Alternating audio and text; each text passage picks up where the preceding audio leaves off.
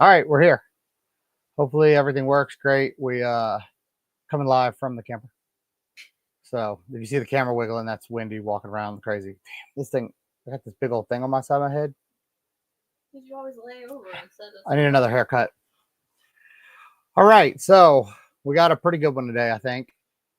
And don't misunderstand this, because this also goes for my files as well. If you find any of this in your file that I did for you, feel free to question it. Hey, Justin, I saw this, I saw what you talked about in your video.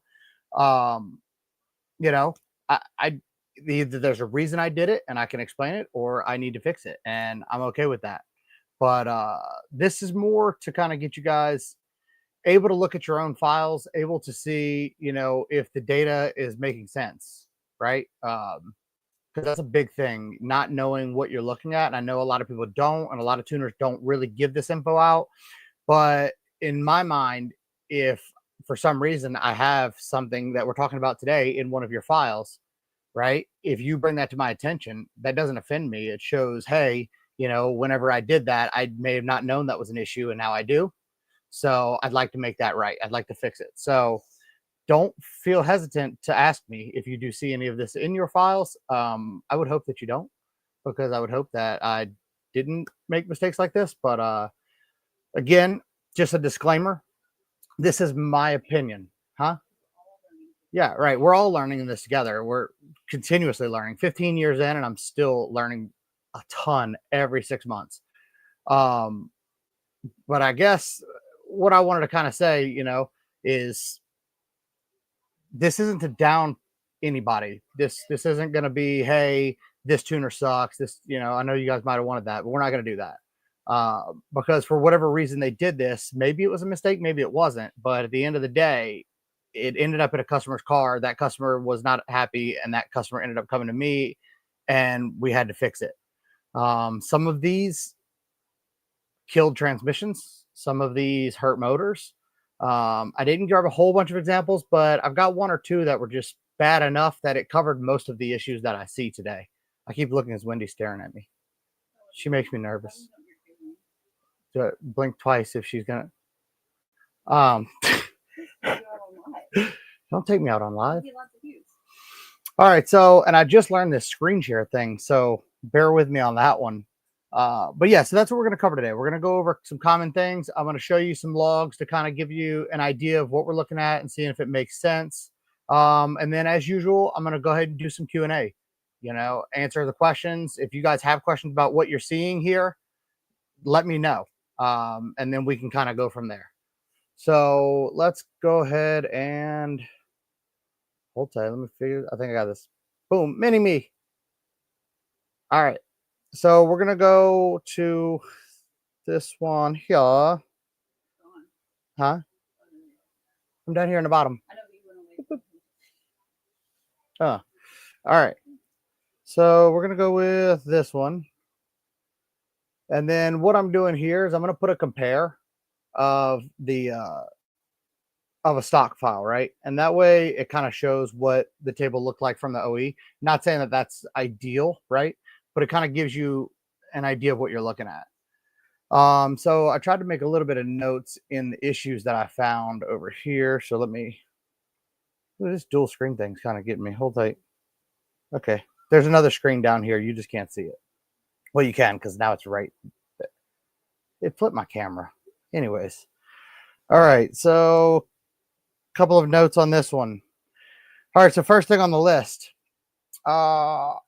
I'm going to go over this, and then I really want to heavily touch this timing map thing, because that's the biggest thing I see. And I don't know if it's just laziness or ignorance or what the issue is, but there's an easy way to look at a timing map and tell if it's going to make sense. And you can also utilize that to tell if you have all of your data right? Like if your injector data is scaled properly and everything's jiving, because as you'll see in one of these, clearly the injector data was wrong, and the tuner, I'd like to say didn't know, but he should have known that. So first thing first, this one, right off the bat, I mean, it's an NA car, big motor. That does not mean that you turn the knock sensors off. So this is your threshold limit. So basically it's like 120. 120 millivolts is the threshold limit for it to say, hey, this is actually knock. So right here, 120 is the OE setting. Typically with knock monitors with a aluminum block, 200 is acceptable. Iron block, maybe a little bit more, but certainly not 3200. So 3200 is a little high, which means that they don't work.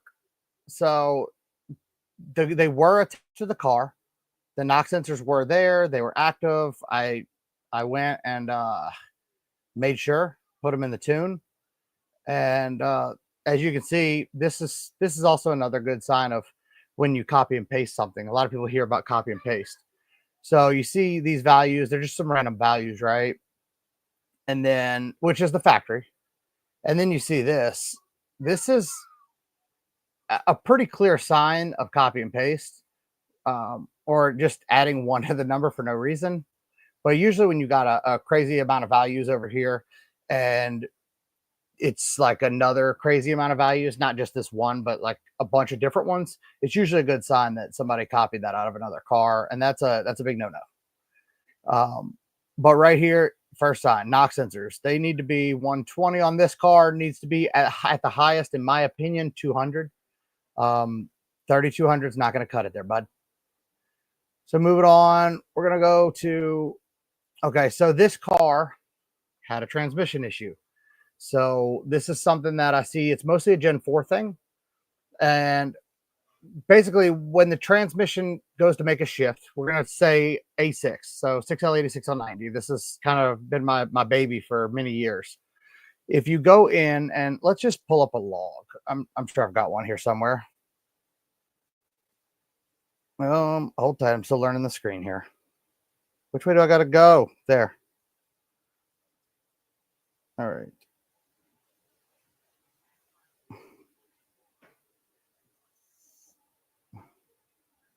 Let me grab one for you guys. That way it'll all make sense.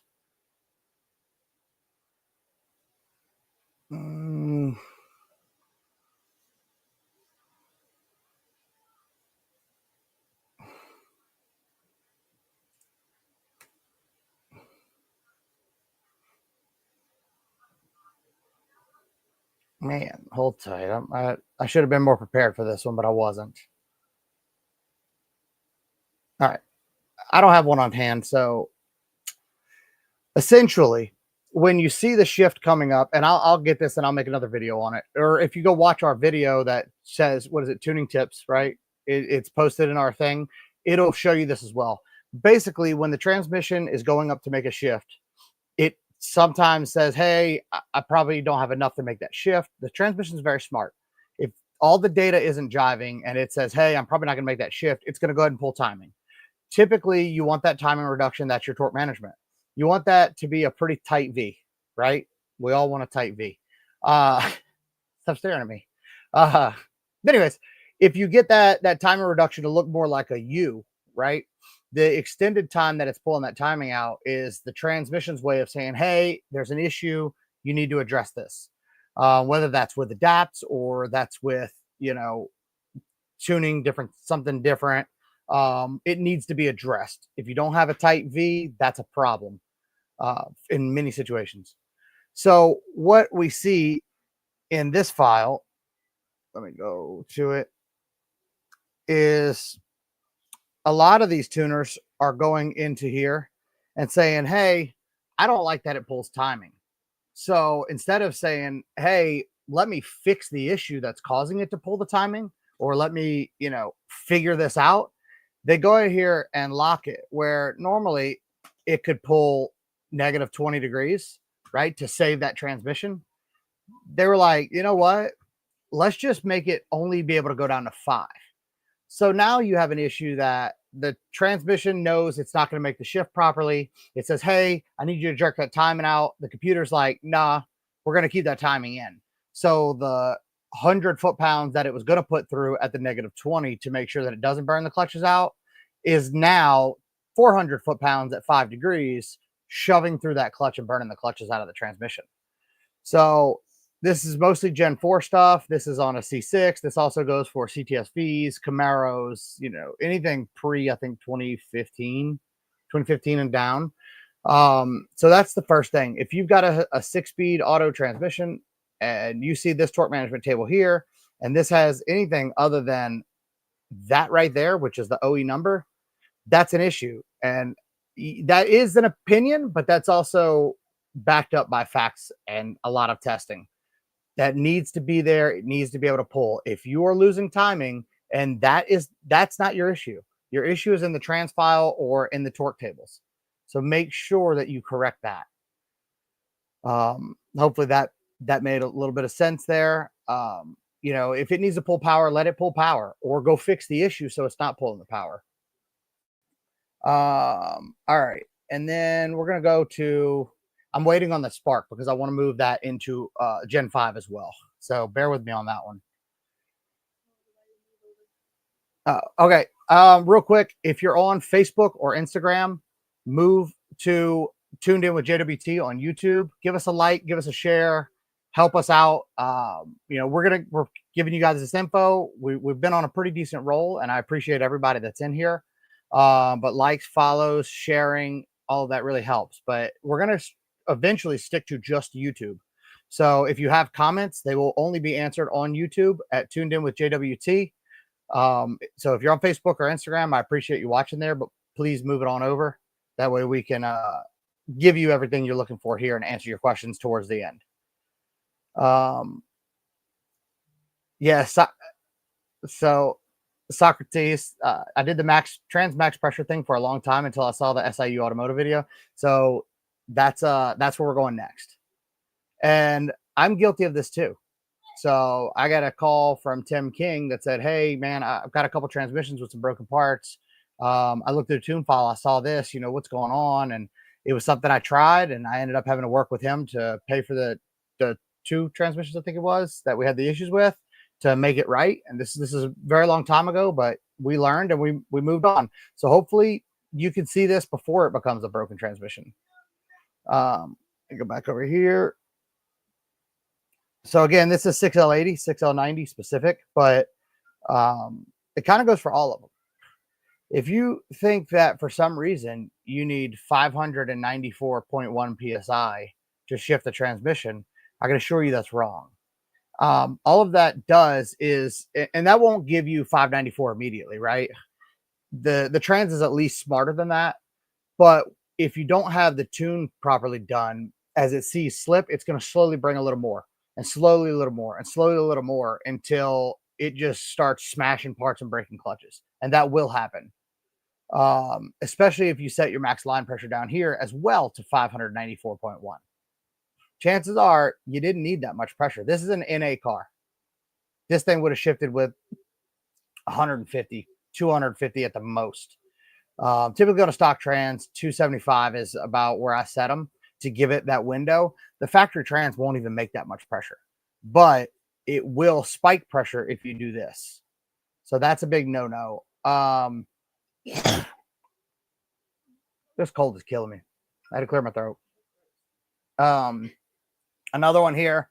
Basically, this is the shift pressure, and they all but doubled it. It just wasn't necessary. This car actually ended up tuning out with a little over 10% over stock pressures. So this is another thing. If you're a street car, you can turn these adapts off, but the problem with doing that is your tune better be right, and you better not be setting that positive timing, shoving it through clutches. This will soften it if you don't have all the tables making sense. If you're asking for, you know, a 0.1 shift time for some reason, and it's getting a 0.2, which is more than ideal, it would just continue to add the pressure until it gets that shift time. If you were asking for a 0.3 on accident, right, a total, and it's getting 0.2, it's going to start pulling that shift time, that shift pressure away. This will not disable it completely, even though it says disable, but it will mute it heavily. I'd say probably 90% of it will be muted, and over time it will come back. So this just not good on a street car. If it's something that races at the track a lot, and you're having some kind of weird issues, you can do this, but it's not advised. So that's going to lead me into the timing table. And this is something that bothers me more than anything. Just so we're on the same page. A good general rule of thumb for timing tables, right? You're going to notice they're all scaled in. Let me get my little picture off of there. Hold tight. They scale by grams per cylinder, right? And that is this number over here on the left side. So you got 0.08 all the way to 1.36. So basically, in a nutshell, right, you can equate that to efficiency of the engine. If you know a lot about engines themselves, NA motors, they're probably around 80% efficient. If you got some pretty high compression, you can get into the 90% efficient. Sometimes 100, right? So if you think of that in that aspect on this NA car, we should be somewhere in probably this range. Not a big issue on the NA car, right? Because you're never going to get into the 1 point anything because it's just not, it's not boosted, right? It's not going to go above 100, 102% efficient. It's just not. They're just, it's not a thing. But when you're coming through that power curve, right, you're idling somewhere around this area here. Okay. And as you crack into that throttle, it shifts. So let's say right around here, let's say we got a converter. So we're going to hit around 34. It's going to hit around here. And then it's going to make its way across in the 1.0 area. If you set your timing to the same number from 50% or 0.5 grams per cylinder all the way to the end, I can't think of any other reason other than you're just a lazy fuck and you just don't care. Like I just can't see it, right? So even the OEM, while the OE tables may not be great, you know, I notice on a lot of the OE stuff they have that here. But keep in mind, this is at about 100 when it does that, and it varies the timing through the graph. So when you tip in, remember you come down here, 14, 15, 17, 18, and then up here, and then there's modifiers as well. So we're going to go into the modifiers. But to just take that whole table and whack it at 26 is just being lazy. And we're going to get into why that's a big problem in a boosted application. But just look for that. That's just your first sign. Let me move forward. So once you have your high octane table, that's your main one. You have what's called modifiers over here. So say you're on E85, right? That'd be this table. So they have 2 over here. I'm not sure what that came from, that 3, but 2 over here. So that's going to be 2, as well as the modifier for alcohol here, right? So if there was another 2 here, this is when you command your air fuel. So I'm going to try not to get too confusing here. If you command, say, 1.173, which is 12.5 to 1, you're going to be in this area here. And then here's your RPM. So you're going to be, you know, let's say here. So you would add your more timing here. So it would take this number plus this number, and then you have your multiplier. So at E50, it would give you everything that's in those 2 tables. That's a great way to do it. But if you notice, we were just 26 and now we're just 2. So now we're 28 the whole way through, start to finish, doesn't matter. That to me is a shit way to do that. You need to adjust it, especially on a big motor car, right? A big motor car is going to make a lot of peak torque. When you have that peak torque, you need less timing. So you need to come in that, let's just say 21 to 22. And then you can bring that up as the motors get higher in the RPM to advance it back to keep up the same power curve. When you're messing with alcohol fuels, you know, you'll want more timing as the alcohol goes up. Typically, I like to set this a lot less, right? At 50, I would want 80 to be different. In certain situations, I can see where you would do this if you know they're never going to put over E50 in it. But on an NA car, it's probably not that big a deal. But in a boosted car, what you have at E50 right here in between these two, from 20 to 50, at E35, E40, it's still going to give you all the timing you would have had at E50 because it's going to blend between these two tables. That's a problem. So typically I'll end up putting around 50, around half of whatever my timing is going to be. And that way, as it comes from 20 to 50, we're only going to have half of that or quarter. And then as we go to 75, and then as we get to 100, I'll add more timing. All right. So basically, just a quick recap. This is efficiency of the engine. At 1.0, we're 100% efficient. As you go down the scale, you're getting into boosted category. No good. Don't do that. And if you do that, at least work on these tables. So the other flip side is you have just gas modifier, and this will actually modify as well once you're a pump gas. So it's going to decide between the two. Multiplier by map. This is another one of the multipliers. Okay, let's move out of this one. I think I covered that properly. If not, I'm sorry. We'll get to the Q&A. What's up, Tim? Yeah, Tim's the one that caught me when I had the too much pressure in it. Thank you, Tim. But I take it and I move on. I learn and we get better. All right. So the next one, let's go with. All right. This is going to be one I was saying when it comes to scaling injectors, something you want to keep in mind is that your injector data is critical. That's why I preach, good injectors, good data, good data in equals good data out. It's a common phrase, and it's very, very true. So if you scale your injectors right, you should still get in that same ballpark of, 1.0 is going to be 100% efficiency. So when you're starting to get into boost, you should be around that 1.0 range. And as the boost goes up, that'll go down. So on this one, let me move my picture out of the way again. Oh, this dual screen thing is really kicking my ass, guys. I'm sorry. Where are we at? There we go. Okay. Boom.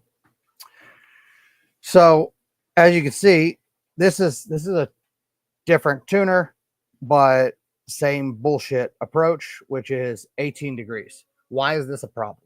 Okay.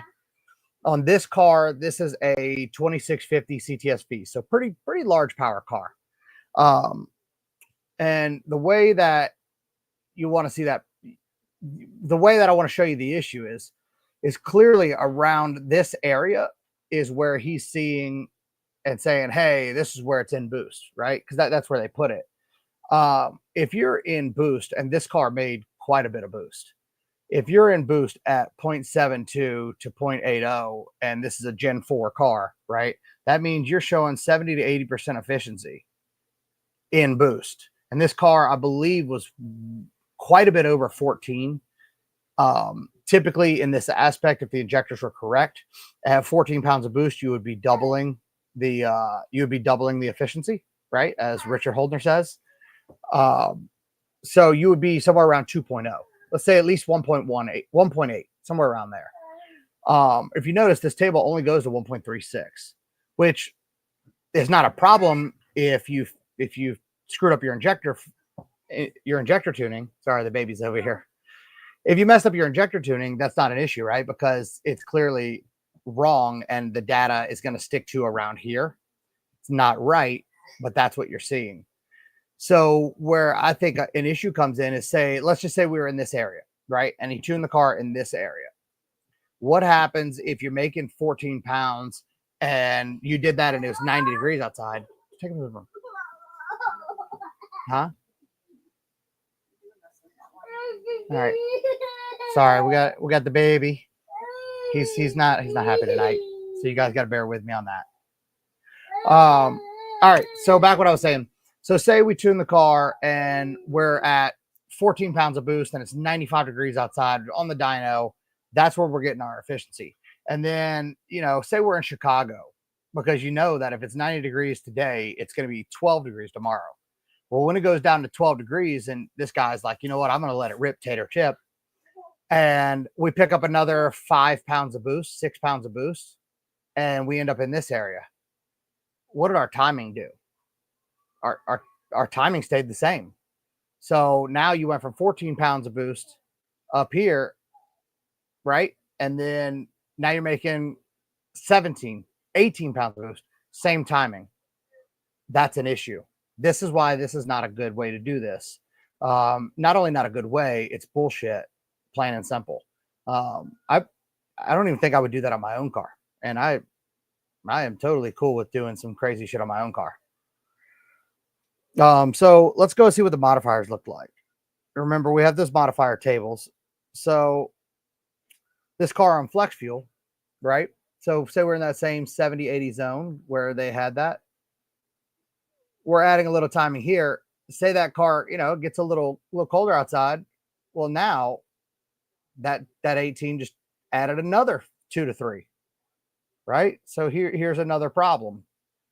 And then we'll go to our other alcohol table and we have nothing there. Okay, good. So now we're only going to put a shit ton of timing in it, no matter what the boost is. Nothing to pull on gas. So if this car goes on E85, or if it's all pump gas, this is what you're getting. Pump gas, 14 pounds of boost, 18 degrees of timing. You put it on ethanol, you make a rip, you're getting, 18 plus the 5.5, depending on what your ethanol content is. All right, so we're going to move a little further. I hope we're understanding that. Just kind of keep it, keep that in your mind, right? When y'all ask questions, and I can explain that better if I didn't explain it properly. I'm trying, but this is my first time doing this on a live and trying to have it all correct for you. All right. So what was the other issues in this file? Let's see. Oh, this is another one, that the minimum torque management, 5 degrees. Don't do that. Let the trans pull the timing if it needs to pull the timing. It's just, it's really that simple. If you don't understand that, then you've got other issues. You need to, if you're seeing this in your tune file, you need to ask your tuner. And if he can't explain why that's a problem, then you need to get a new tuner. What'd you do? Oh, okay.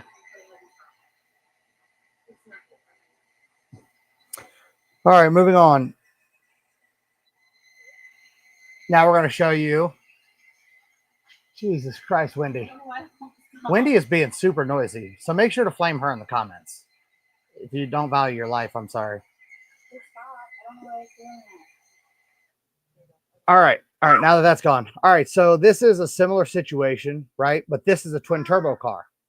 And I know I'm beating this timing table thing to death, but this is like day one shit. And this shouldn't be an issue. So what we have here, again, let's keep in mind that this is efficiency. Okay. So we're going to go 100% efficient here. I'm finding my mouse again. Boy, I'm going to figure this mouse thing out eventually. All right. So we're turbo. We're coming into boost. We're coming to boost right here about 1.0, right? 1.3, 1.4. All right. We're getting up there. We're about 7 pounds of boost. Oh, shit. The table stops at 1.36. So what happens if you run in, 20 pounds of boost? Let's say 28 pounds of boost. Let's just say you're running it at 14 and say this is close enough at 14. What happens if your wastegate line comes off? Right? These are things that need to be thought of. These are things that have to be thought of because you're tuning for people that. Is that mic feedback? No, it was the vent. The baby's being crazy. Anyways, so the reason that we have to think about this is, so imagine you tune this car, twin turbo car, same thing, right? It's 95 degrees outside, and then he catches some cold air. That's going to go up in boost. The next thing is, what if he's using those little push lock plastic lines and one melts and the turbo decides it's going to zoom through, right? And it's going to make 35 pounds of boost. So a quick remedy for that, a quick, easy deal is you can go through, if I can find my mouse, you can grab this axis here And you can make this, let's say 3, right?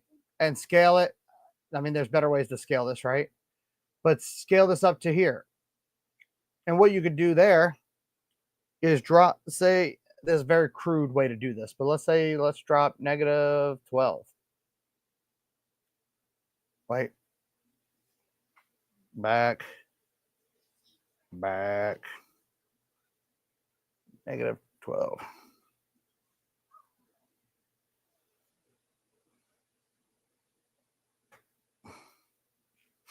So what we did here, right?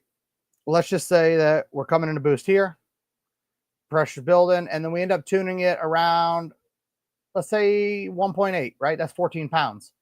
Something happens. Oh crap, the wastegate line came off. Instead of just being at that 1.36 and staying at that 18 degrees of timing, now it can say, oh crap, pull the timing out, right? So now you went from 18 to 6. It's a very simple thing. It's a very simple fix. And this is stuff that you've got to look for. This is something that you've got to do, because if not, you kill a customer's motor. And that happened in this situation. This customer lost an engine, blew the heads, couldn't figure out why. I can tell you why, because his boost did go up, and we still had that 18, as well as, where was the other one?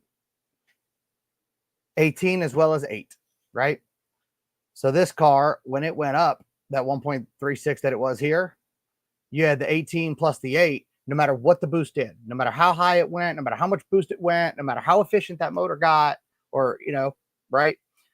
You still had the 18 plus 8. So 26 degrees of time, it doesn't matter what you do. Now, granted, you might get high IATs. Maybe that can help save it or something like that, which is also these modifiers down here that will help. But, I mean, this is only going to pull 149, 156, 167 minus 4. It's game over, right? That line comes loose, all because of a lazy person, right? That didn't set this table. You saw it took me 3 seconds to make that table. Just because of that laziness, this customer lost an engine. These are things that you can look in your tune and see, and consult your tuner and be like, hey, dude, what the hell is this? Here's a mouse in case you lose yours again. I did lose my mouse, but I usually have 2, and I lost the other one too. I'm not a responsible adult, guys. Get over it. All right, I think we beat this timing thing pretty heavily, and you guys can ask questions, and I'll go through that as well. But that's the things I wanted to kind of cover in there. And I feel like I made that as simple as possible, so hopefully it is.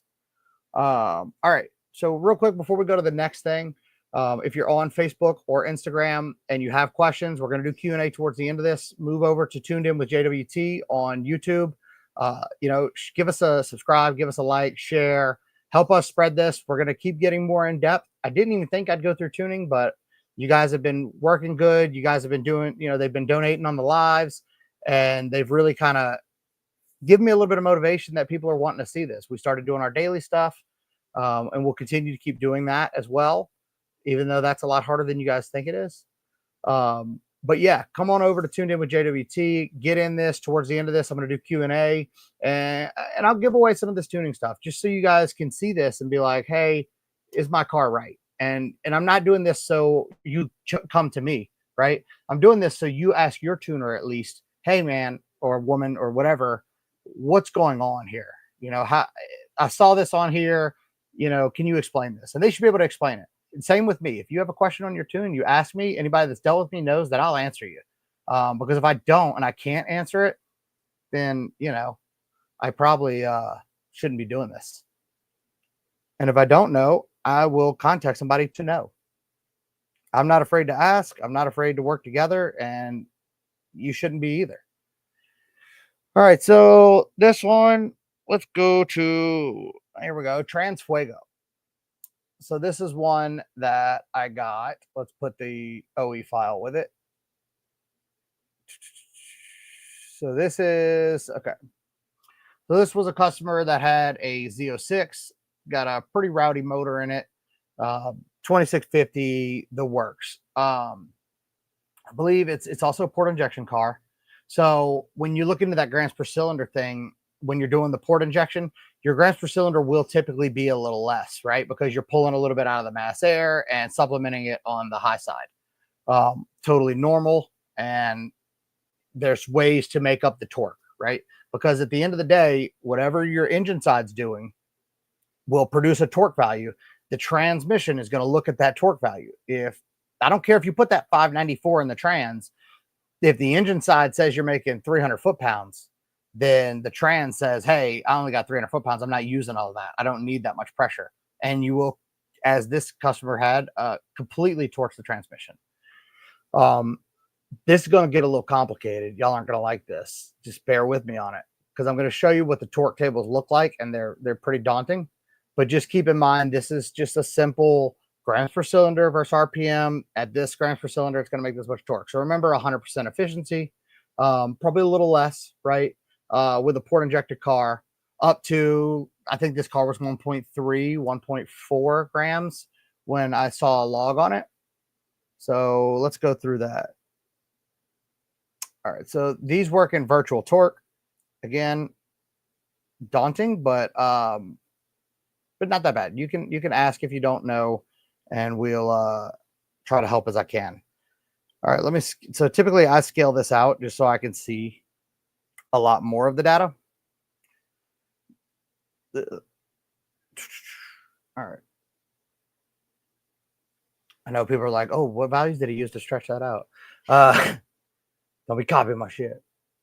All right, so these are at different spark positions, right? So at 0 degrees of timing at this grams per cylinder. Now these are a little crazy, right? So this is a milligrams, which is just grams, right? So this 200 is 0.2, right? This 1000 is 1.0, which is your 100% efficiency area. So this car, let's just say it had about 20 degrees of timing in it. It probably, we'll get into the timing table on this one because it's pretty confusing. So let's just say this car was at the 1.3, like I said, so 1300. That means that as this thing goes across, this is the torque that it's reporting to the transmission, right? So 3000, 3800, 4600, 5400. We're coming through at 1.3. We were reporting 457 to 448 pounds. Now, in a car that's making 1,000 wheel and 800 foot-pounds, do you see why the transmission is burned? I'd like to think that that was common sense, but clearly common sense is not that common. So I was like, oh, well, maybe it was on E85, right? Maybe he just didn't do the pump gas table. So let's benefit of the doubt. I don't even think I've checked this yet, but let me scale it out for us. Let's go to our 20 and boom, same thing. So they are actually the same. Typically, your ethanol tables will have a percentage more power, right? Because typically on E85, you're making about 100 more foot-pounds. So your tables need to reflect that extra 100 foot-pounds. This one doesn't, and this one completely torques the transmission. So that's something easy, quick to check and see and ask your tuner, hey, what's going on with this? And keep in mind, I'm not going to go into this, but there's more tables here for a reason. And some of these tables directly reflect the transmission, and they are 98% of the time left stock. Don't do that, especially on a 10-speed car. So let's go to, let me see where I had. All right. Another thing to check, and this is, again, matter of opinion, but, you know, this is my opinion, and you're here for my opinion. So if you don't like it, suck it. This is the start of injection base table. So typically this is your factory numbers, and let's keep in mind that this was dialed in using calibrators that GM paid millions of dollars to do, right? So if typically this data is not going to be very far off, and you can calculate this all using a camshaft, but going negative on this, whether in theory it's correct or not, in practice is absolutely not the way to go. And I've seen that on the forums a lot. This is, again, my opinion. This number cannot be smaller than it is factory up top. It just won't work. If somebody wants to debate that, I'm totally good with that. And I'd love to hear your opinion, not in a negative way, but in my findings, that's definitely never going to go that way. Thank you, Alfredo. As always, man, I appreciate that. It goes a long way to getting this data and keeping us going. So I wanted to pop you up there and say I appreciate that. And I know it's a headache, but bear with me because you can always go back and review this. And this is a very small window into what we deal with on a daily basis. But all of this is very important and very critical to have these things. So let's go back to something that I think is kind of crazy. And I don't understand why this is this way. And this is just something that could have easily been caught. So remember what we talked about. We have our spark table, right? And this person, it's not all one number, so it is building, and that's correct. But as we've seen in the other files, you see they scaled this out, which is correct. But what did they do wrong here? 1.4 and 2.24 are the same amount of timing. Why is it the same amount of timing? Why is a motor running this boost versus this boost run the same amount of timing? Doesn't make a lot of sense. But if you thought that was fucky, just hold on to your britches. On the gas adder, right? Nothing. So on pump gas, this car is getting 26 degrees of timing. Now keep in mind, this thing makes like 20 pounds of boost, right? 26 degrees on pump gas, 20 pounds of boost. But check this out. On flex fuel, -6. Explain that one to me. Why would you run 26 degrees on pump gas and 20 degrees on E85? No clue. You guys have got to fucking, I mean, come on. That's, if I ever make that mistake, you better crucify me. And I'll give you that, because that is insanity. Flex multiplier. So 1.0 down here, which is, what a bass backwards way to do that. Okay, hold tight. Let me make sure I clarify this. So basically, they're saying that if it's on pump gas, it's going to use the flex fuel modifier. And if it's on any kind of alcohol,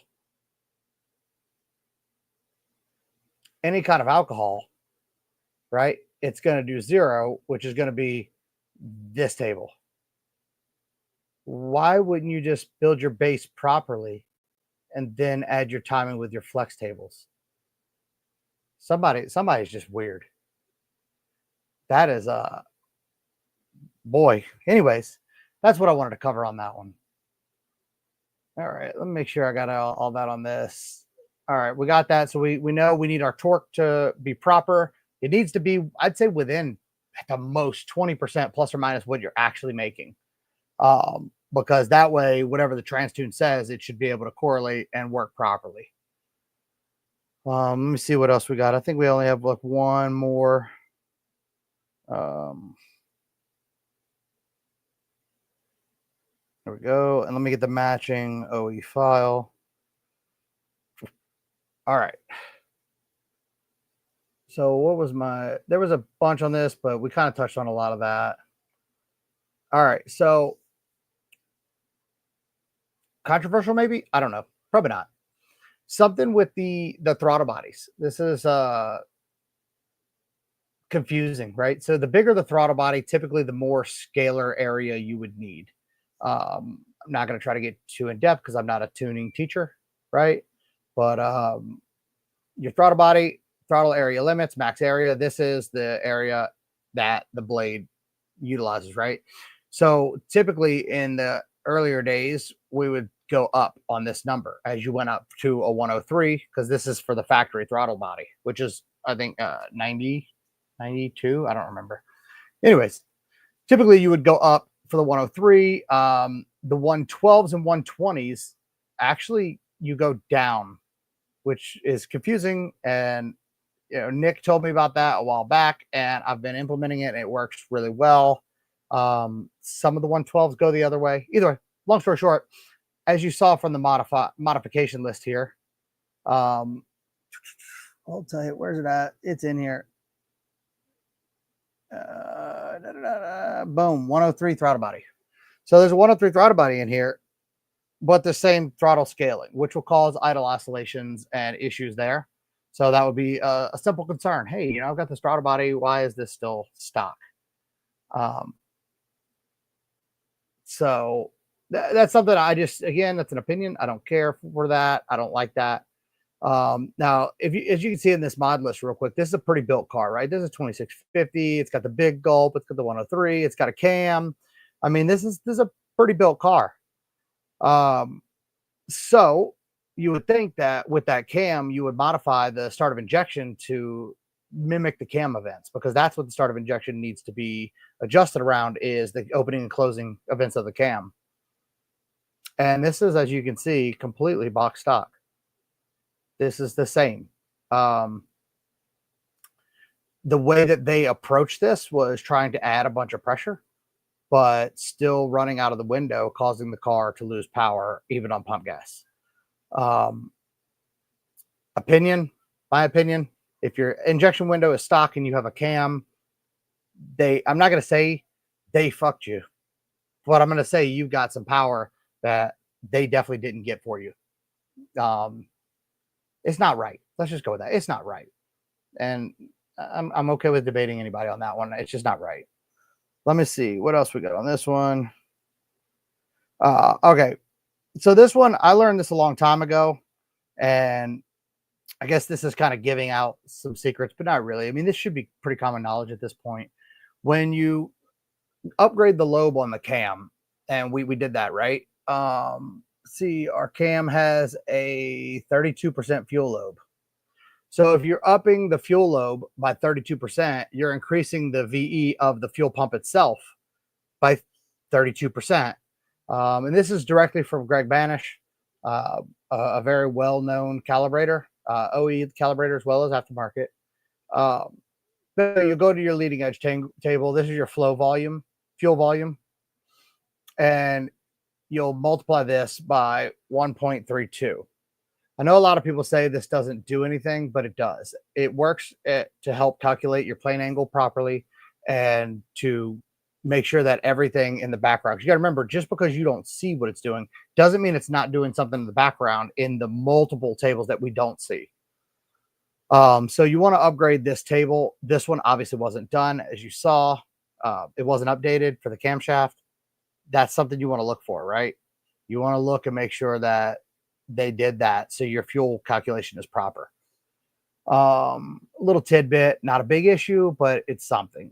And then torque model. So back to our torque model. Let me see. I don't remember what the issue was here, but I think I know. And again, this is a matter of opinion, but take it for what it is. So the factory torque model this is just a coefficient table, right? But basically, it looks like they just went in here and just cut everything down. So what does that do? Let's go into our actual torque. And this car was mostly a pump gas car or a race gas car, I believe. I don't think it was on E or full E yet. So I could be wrong. If I'm wrong, sorry. Let's go. It's just basically this is just expanding the table so I can see the bigger picture here. You can do this without doing that. It's just better for me. So I actually have, you know what? I have a log from this car, but I'll show you here. So it correlates, right? Let's just say, let's go. The reason I'm going to go with 20 is because it has a higher number, right? 20 degrees of timing is going to make more power, right? It's going to show more here. So remember that we get into boost, we're here at about the 1.0 range. And then as we get into power, we should be around 1.5, 1.6. So we're about 800 foot-pounds. Let's see what we ended up with on the log. Hold tight.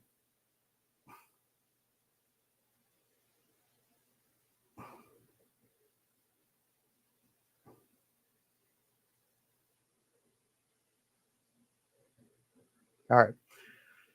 So this is our log, right? We're around 18 degrees, 1.347 at 17.36 pounds of boost, 615 foot-pounds. I'm not, you know, I don't know everything, but I'm pretty certain that 17 pounds of boost on a 2650 with a heads cam built car is going to produce a little more than 615 foot-pounds.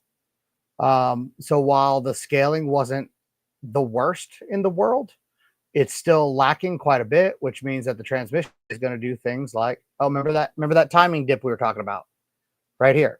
See that dip? Let me see. Sometimes you'll get the one dip, right? Boom, that -7, it allowed it to pull. It went to shift. And then it was like, oh crap, I'm not completely done. And it dipped again because the torque number, as soon as you hit it, drops, right? And we can go into here. Let's see. This is going to get real confusing. All right, so here's a 4 to 5, right? So we're seeing this right here is the trans pressure coming off. This is the pressure coming on. Do you see this long actuation here? It's hard to see, but let's just mark it here. See that RPM slip right here? That's your RPM going boom, 68, and then boom, it catches right here at 54. Had that torque number been a little more accurate and the trans tune a little more dialed, this wouldn't have happened.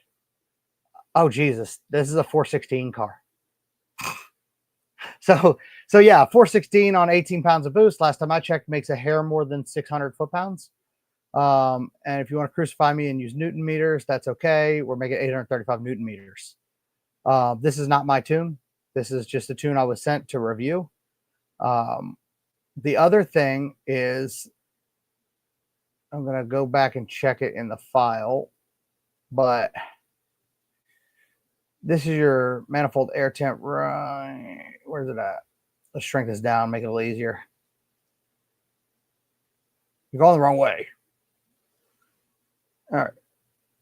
Manifold air temp, 170 all the way through. But we don't, as that comes in a little more, we don't really have any timing coming out for that. Let me check. I could be wrong. This is also a problem, and you know who you are. Little indicator of the issue there. I'm not going to tell you what it is, but there's an issue here that tells where that lack of power went. Oh, y'all can pause the screen now. Damn. All right. So even at 168, 170 degrees, there is no intake temp reduction. At 170 degrees, you should probably be pulling a little bit of timing. Let's just be honest. That's pretty hot. But this person decided that was not necessary. Let me go back out of here. Let me see. And that table, if you're curious, is right here. Let's see where the mess up was. All right. So here's I don't know how you fucked this one up, but here's something I didn't even see yet. So the way, remember, everything works on modifiers. Okay. So your intake temp reduction, come here, table. This is your intake air temp here, and this is your grams per cylinder. Remember your 1.0. Remember we're at 1.3. So we're 1.3. We're about 150, 160. We should be pulling 2 to 3 degrees out. And he set this table, right? Good. 198. We're pulling 9.5. Perfect. No problem. But then in the multiplication monitor, the multiplication modifier at that 176, right? And let's say 6,000, we would have 97% of that 2 to 3 degrees out. He zeroed it. So everything 4,600 and above RPM wise, right? Doesn't matter what you put in this table here, because as soon as you get to 4600, it will zero out all the timing you were going to pull and will not pull timing. This is something that I'd have to assume was a mistake. But then when looking at that log, right, the first thing I noticed was, hey, intake temps front of high. I wonder if it's pulling timing. I check my IAT reduction and it's not pulling timing. You should go back here easily and find that. These are mistakes that if this person was able to bring it up to the tuner, at least this mistake could have been fixed.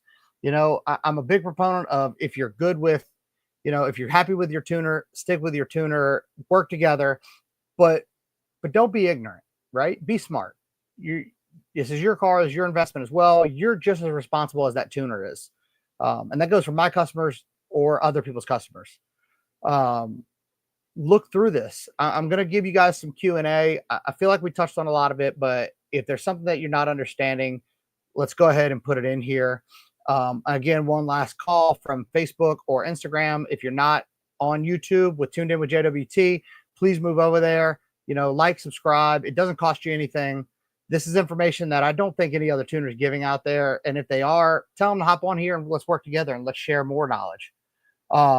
You know, the donations, like Alfredo, we really appreciate it. It means a lot. It really helps us kind of keep this motivation going and getting into doing more testing. I've been in talks with doing some engine dyno testing with Thule and some other people, and I'd really like to get that for you guys, but we got to, you know, not affect our tuning, and we got to kind of keep this rolling.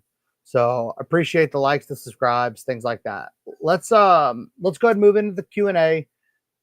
You have questions, let me know. I can go back through the files. I'll give this a little bit of extra time, and then I'm going to bounce because the baby is mad at me. He probably just wants to hear race car noise. You should have seen earlier. I was listening to a video of Wendy's car, and he grabbed my phone and was like, come here, let me see it. So he loves mama's car. All right, let me see. I'm going to go through your Q&A now. See, a lot of it was just chat, which is cool.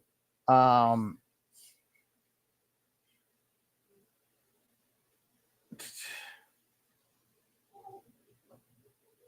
went to all right, so real quick, Riley, I went to a guy that did the timing bullshit on my boosted Camaro, did a log, was knocking all over, started tuning myself after that, right? It's a simple thing, and you don't have to go to do it yourself, right? But if you do, there's other tuners that'll kind of help you. I'm not saying I'm going to teach you because I'm not a teacher. There's schools for that thing, and there's your own car learning for that thing.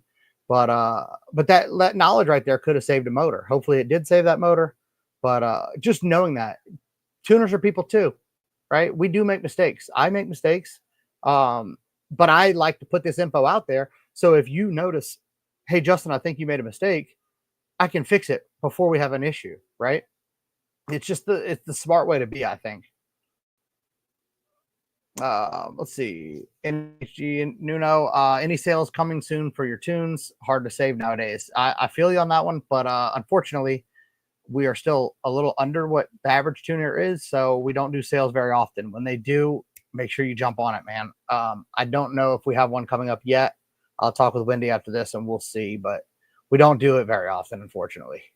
Can't really afford to, because remember that we do give you 3 months free revisions. So once you get that first tune, you put some parts on it, you get another tune for free. Like we work with you a lot, track support, the whole deal. So you're getting a lot for the money you're paid for. You probably already answered already, but I just got here. What do you do? Keep drivability up for people who live in ever-changing climates. Well, a lot of these cars have a lot of sensors on them. So keep in mind, there's modifiers for everything. I mean, look at this one right here. You got your fuel modifier, your humidity modifier, IAT, engine coolant temperature, variable cams. There's modifiers for everything. There's baro sensors as well as the map pressure sensor. So once the baro sensor shows, hey, I'm going up in elevation, everything will adjust for that, unless you fuck up that timing table, right? That's another thing to touch on. If say you're going to Colorado, right, and you're good right around this area, okay, or I'm sorry, in the boosted area, which is right around the 1.3, you go to Colorado, you lose elevation, you lose air. You want this table to scale up, and it'll scale up a little bit, but see, we're still going to have about the same.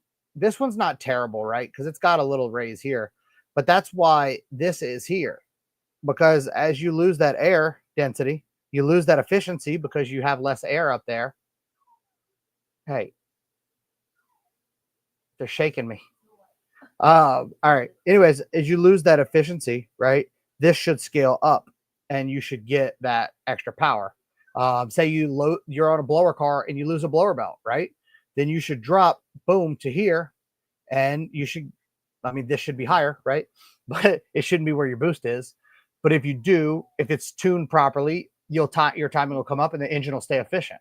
Less boost would obviously have significantly more timing in it. Even if let's see, so even a factory table, right? So the factory, your boost is around here, right? So on the stock car, if you lose your belt, say you end up around 80 or let's say 72, somewhere around there, you're still going to have about 28, 25 and a half degrees of timing up top on a stock car if you have no boost at all. And then you have this modifier as well, which you'd end up around right here and you'd get that extra timing there.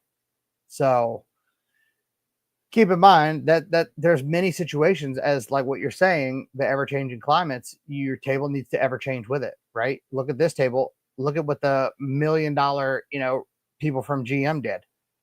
Obviously, there's a reason for this scaling here. And again, I'm not saying it's perfect, but it obviously works. Give me 1 second. Let me go back.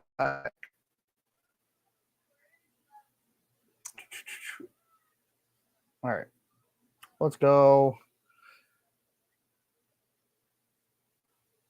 Colin, if you, yeah, because I really want to kind of go through the tune and see and kind of go over it. So I don't know that it would be beneficial if we keep the questions up and you send it to my email. I can go check real quick, but I don't know. I'm not going to guarantee it, but if you send it in, I'll let you know soon. Jack Russ, thank you, man. And that is another option that we do have on our site, which is justinwhitetoon.setmore.com. It should be pinned somewhere in there. We do consultations. If you're not sure and you just, hey, man, I really want to get this log looked at and see, because I've watched your stuff, but I'm not 100% sure. Okay. You can send me the file. I'll look at the tune, not a problem. If you want to do a consultation before you build that car and you want to make sure that you're getting the right parts and you're going to achieve the goal you're looking for the price you're looking to spend, that's a big deal, right? A consultation, I think it's like $100, 175. If it's like $100, $100, we'll get on the phone for an hour. We'll text, whatever we got to do. And, we'll figure out what's going to fit your goals. And the benefit is, we're like, I guess my unique advantage would be that I do work with so many other people, and I see a lot more cars than the 400 or 500 a year that most people see, because we work with cars all over the world. My base is a lot larger, and I'm able to see a lot more of like this product doing this and this product doing that. So it kind of gives me a unique advantage that, and that $100 could save you tens of thousands of dollars. We have two more donations. Chris, where's it at? I'm going to pull it up as we go, but Chris Lukesh, I really appreciate it, man. Thank you again. That really helps us kind of keep this going. And we got a 20 from Riley. Would 100% love to see more of this tuning breakdown like this. I'm still an amateur tuner, have taken a handful of tuning classes, but found most are just touch the surface of the more advanced materials. So yeah, Riley, I think it's just how the tuning schools have to be. Like I spoke with Brandon Lieb, and I've spoken to the tuning school, and I've spoken to these people. And while I may not agree 100% with how they're doing what they're doing, I don't know that there is a way to get super in depth, because everything's kind of situation based. I think that explaining things a little further would definitely help. I don't know, outside of doing my own tuning school, which I do not plan to do. You're really going to learn it hands-on, right? Get you a car of that year, make, model, whatever you want to learn, and just fuck it up. I mean, don't fuck up somebody else's car. Don't learn on somebody else's car. And if you have questions, I mean, as long as you're willing, and you really want this information, you're real eager, and you're trying to do it right, tuners like me will help you. You know, I've never turned down anybody that wanted to help themselves. If you just want the easy answer and you want to just blow and go, I probably won't help. But you know, you see, John Day, I'm painting and watching this. Where are you? It's Vito and John from Shop Friends BC Speed up in Chicago area. Some of these tunes might have been familiar. What? Are you ever in the Chicago area for dyno tuning, and are any shops working with you for that now? So, because I don't see that comment here, Wendy had said somebody asked about the Chicago area. For all of our stuff in the Chicago area, BC Speed, and I hope you guys flood them with some business. They're very good guys. They weren't going to get into this. We kind of forced them into it many moons ago. And they have a dyno in house, and they have a shop, and they work regular jobs, but they also build cars on the side. Great group of guys. And yeah, and we do trips there. So, you know, if you guys want to get together a small group and, you know, we'll fly into Chicago and come tune on their dyno, no problem. Let us know and we'll do that. As long as it's not snowing. I don't do snow. I'm already aggravated that it's 28 degrees here in Houston. I hate it. Dustin Young, if you needed the motivation, here it is. Get your car together. Let's do this. 26 degrees here. Fuck my life. I want to go home. Yeah, how warm is it in Puerto Rico right now? Let me guess. 75. 74 degrees. Beautiful 74, and I'm here freezing my balls off. Hope you guys appreciate this. Been dealing with the same tuner for 10 years and seen so much of this and more laziness as of late, right? But so this is a good example, right? Maybe you've been working with him for 10 years. Obviously, he hasn't blown your stuff up consistently, or you probably wouldn't stick with him. But maybe, you know, it's time that maybe these newer things are getting out of his realm, right? Comfort zone. And this might be a sign to say, hey, man, reach out to one of these tuners, because chances are we'd be willing to help them. You know, that way you get to stick with your buddy. You get to enjoy, you know, the guy that you've been working with for 10 years. And you kind of kick them in the ass and get the motivation to get this stuff and kind of get that knowledge. I'm big on if you want to do it yourself or you want to do that. I mean, obviously that doesn't benefit us business wise, but it benefits us because the more knowledge that's out there, the better everybody's going to do. And that's what we care about. I mean, we obviously love to earn your business, but not at the expense of killing a friendship or killing, you know, a connection that you had.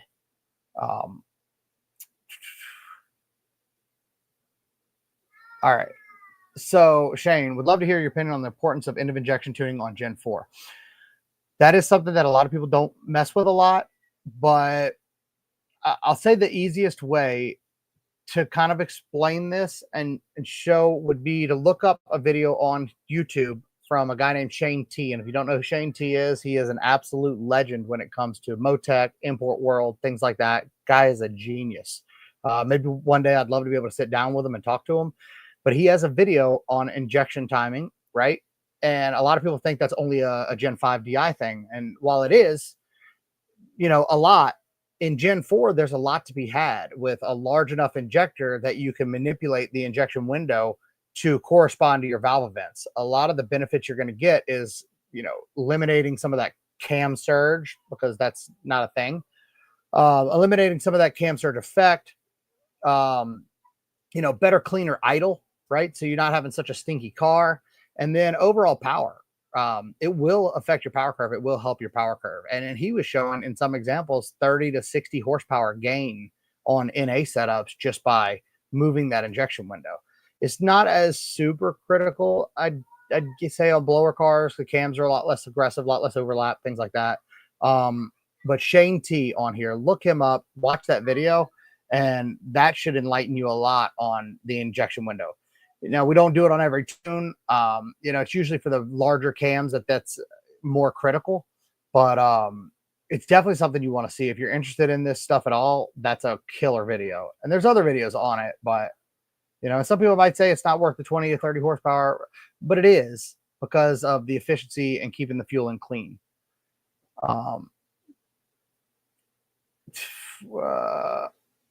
see what Marcella's patent. We're not trying to school everybody, man. We're just trying to help people learn and make sure that you can look at your own tune and see what your car is doing, and maybe help your tuner do better, or maybe they're doing good, and you just go in there and you see and you're like, hey, my tuner's kicking ass. That's good too. That's more beneficial.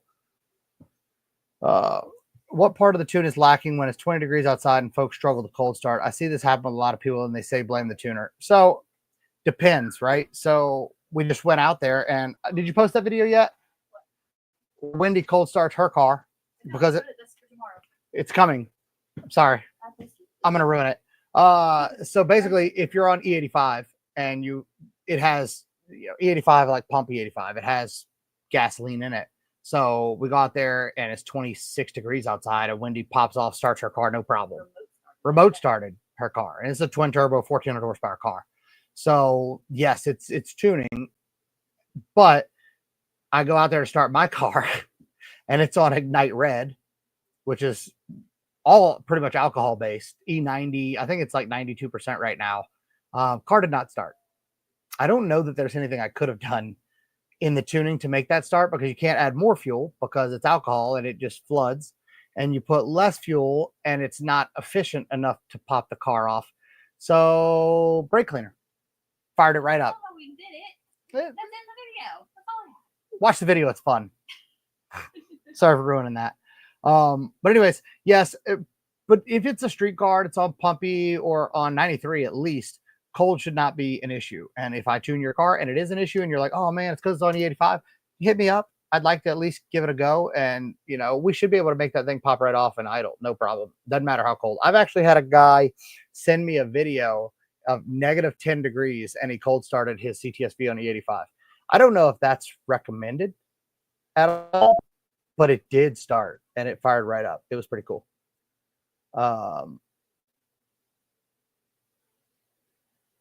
Most cam cars don't have intake valve open, so you can basically go by end of injection. But you should be able, the cam car should have enough data to get the IVO. Should. I'm not a cam guy, but I believe so.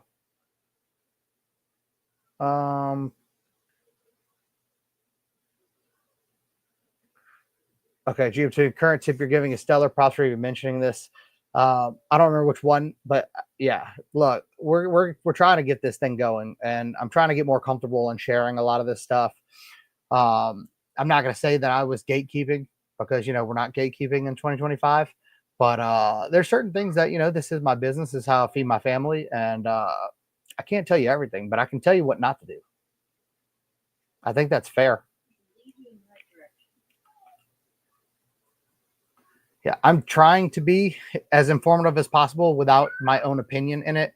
It has to have my opinion, right? Because that's what I've seen and how I explain it. But I'm open to anybody that has a difference of opinion and wants to discuss that. I'm just hoping that it helps people, honestly. So is the torque values 100% accurate on LT logs? So if it is DI only, and this is kind of crazy, when I was tuning and doing the cam testing on the LT4 platform on the engine dyno, DI only on, it was on pump gas, so maybe ethanol should be about the same. They were within 20 foot-pounds of what the dyno put out. So I would relate them to crank horsepower, not wheel horsepower. That's why I say that plus or minus 20 range is pretty ideal. But yes, if you go into the port injection, right, when you start manipulating and having to add fuel from something else, or if you have methanol in the car and you're adding fuel from the methanol, and then you have to pull a little bit out of the mass air, that's when your values won't be accurate. But you should be able to, if you've been doing this long enough, know about what that car is making or on the engine dyno, and you should be able to modify your torque tables, driver demand, and other tables to show what that car is making. I hope that explains that, but it's not always going to be dead accurate until you make it accurate if you're adding a supplemental fuel. As I told the other guy, as long as we stay over 100 viewers and I get through these questions, I will go check the email. So if you send it in ASAP. But as soon as we drop under 100, which is looking like we are, we're going to start wrapping it up. Okay. Who are some good LT4 builders in Houston? Madeline Starr, are you talking about engine builders or vehicle builders? That's a big thing. 5 o'clock garage, my buddy Ed. If you disagree, I don't care. You're never mind. We're not gonna go there. Ed's a great guy. Ed owns Vet Lab, 5 o'clock garage. Good group of people. Make sure you follow his page too. And this one again, I think that the biggest issue that people are having is understanding what fuel that you're injecting when it's cold and what the properties of that fuel are. I don't know that I want to go too far into that. I'm sorry. But yes, just be mindful of what fuel it is and what that fuel does at that temperature and how to approach that a little better. You know what? Hook a wideband up to a straight power and watch what it does, and that should answer that question. What's your thoughts on using a Blue Cat tool? Man, I used that thing forever ago. I haven't used any of his new stuff, but I did use it way back in the day on the 4-speed stuff. As far as 6, 8, and 10, I didn't know if he has a tool for that or not. But I haven't used it. For engines in the Houston area, I have a builder and he's working with a shop that I was using, but they are having some issues currently. I'm waiting to see if they pull out of that. So it's hard for me to give an honest recommendation because I don't want you to be like, well, you said, but the engine builder is at Ultimate Engine, which is in Cleveland.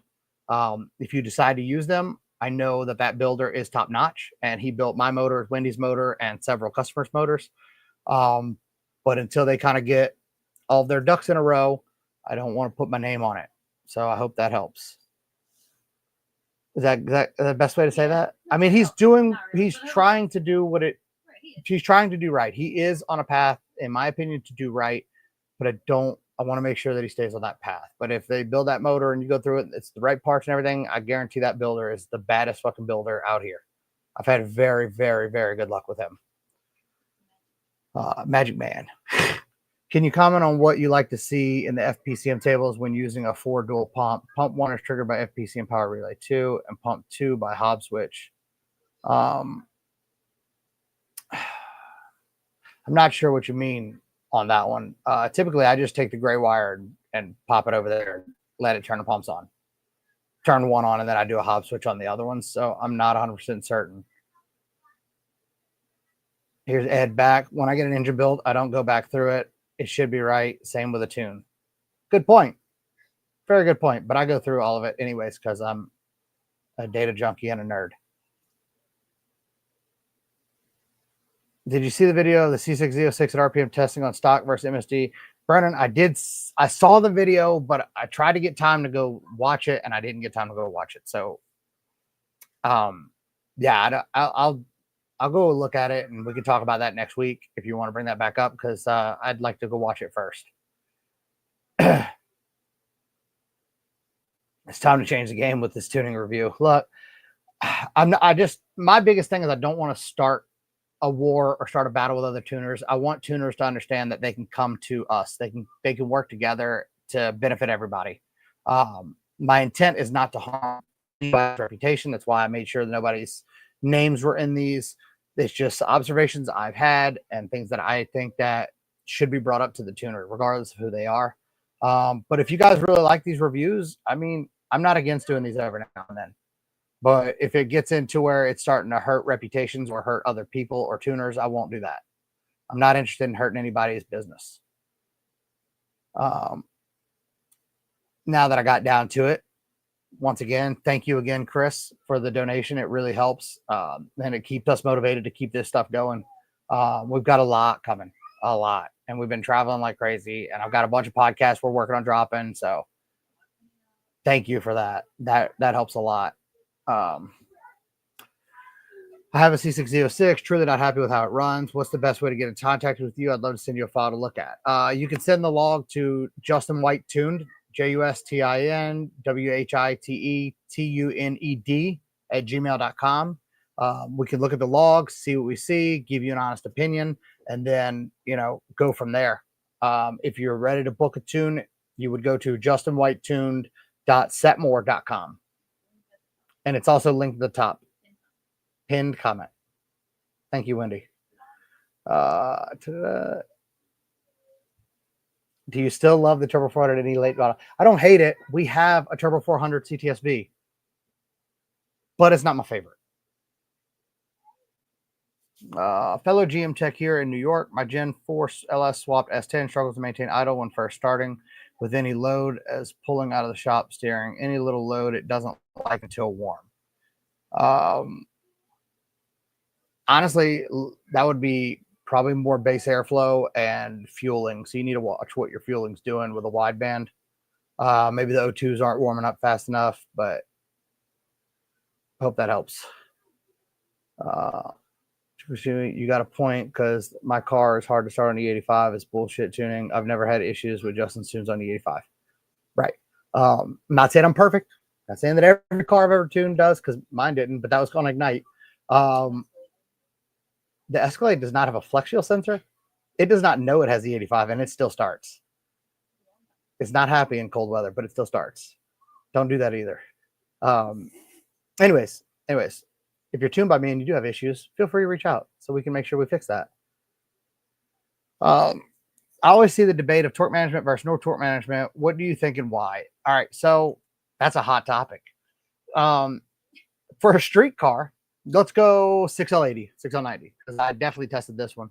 In a street car, 100%, I would run torque management. And the main thing is so it can know that there's an issue and correct it. And then over time, those adapts are going to be there no matter what. Even if you go in there and you hit disable, they still work. I've tested this. We've seen this. It still works. Not as fast, but it works. On a street car, say Wendy's car that she drove with 1,400 horsepower, 36,000 miles, had torque management all the way. My blue car that made 1,700, I ran on a Holly. So I had no torque management. And I know you could do it, but I didn't. And that car, from 15 pounds of boost to 40 pounds of boost, never missed a shift. But we had to modify clutches a certain way. And I was always checking the adapts. And, I was always maintaining the car. I don't think it made it any faster. I just didn't have the option. When you come into, calm down. When you come into like the 8-speed stuff, boy, I feel like I might regret this. On the 8-speed stuff, if your tune is 1,000% perfect, 1,000% without a shadow of a doubt, the 8-speed does better without torque management if the tune is right. But if you make a mistake and your torque is wrong or anything like that, you will lose that 8-speed and probably have a spontaneous disassembly. So will it make the 8-speed faster? Yes. Is it recommended? Only from tuners that are used to doing that. On the 10-speed, we haven't tested both ways, but we will, and we will update you as we go. That was my 30 seconds on that. I hope that helped. Huh? For what? It'll wait. It'll be fine. We need to stop going Turbo 400 and make tuners learn. Yes, I agree, but I'll disagree in the fact that if it is just a race car, there's so many gearing options and so many different things out there that the Turbo 400 does make sense in a pure race car application. But I'm not a big fan of it on street cars, just because I feel like it takes away from it. We've been down that road. We've discussed it. We've debated it. We've never went to it, other than the other car that already came with a Turbo 400. And I can tell you the amount of times we drive that a year is less than 3. When scaling the injectors on a Gen 4, doesn't it cut the cylinder air mass in half? Just curious on how to navigate the timing table with less revolution. All right. So yes, Chance, it will cut it in half, but there are ways to get that half back. Again, unfortunately, we are not teaching tuning here, but I assure you that yes, if you scale it down, there is proper ways to scale it and you can bring that back. And once you scale it, that resolution, that cylinder air mass should still be correct. 100%. And if it's not correct, if you're going into boost and you're not around 1.0 or higher, it's wrong. And if it's wrong, that means everything in the tune is wrong. So if your injector data is wrong on a Gen 4, that whole tune is fucked. I don't care what you say. It's not right. Nothing is going to calculate properly. You're not counting in the tables that you can't see. Don't do that. make sure you scale your injectors properly. Luckily, that's not a huge issue on the Gen 5, but adding fuel and then taking some out the MAF is. But Gen 4 stuff, that stand behind that. That needs to be pretty damn accurate. Can you grab me a water, please? Gen 5 question: does tuning the desired fuel pressure table help get more out of a fuel system? Let me make sure I'm on the exact table you're talking about. And actually, just so people know, I'll move here. So if you want to look at, so he put 17071. If you don't know how to find that, you'll go to Edit, Navigator, 17071, and it will tell you where your table is. And this is your table. So this is the table he's discussing, just in case you guys wanted to find that yourself. That's fuel system, fuel pressure, high pressure desired. This was what they did in that tune. And to answer your question, let me go back to it. All right. Boom. So question being, does tuning the desired fuel pressure table, hopefully you guys saw where that's at, help get more? Yes, it does. But keep in mind that there is a limit, and there are several other factors you need to look at while you're adjusting that, as in the VE of your pump, and make sure that you're not just running the shit out of your pump. Make sure you're utilizing all of your injector.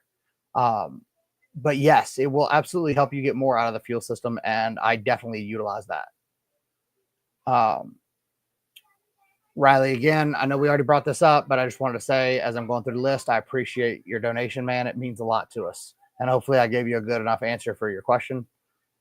Do you recommend coilovers for rest of C7 to help with braking stuff? I don't know if coilovers would help break less stuff, if not break more stuff. I don't have coilovers on mine.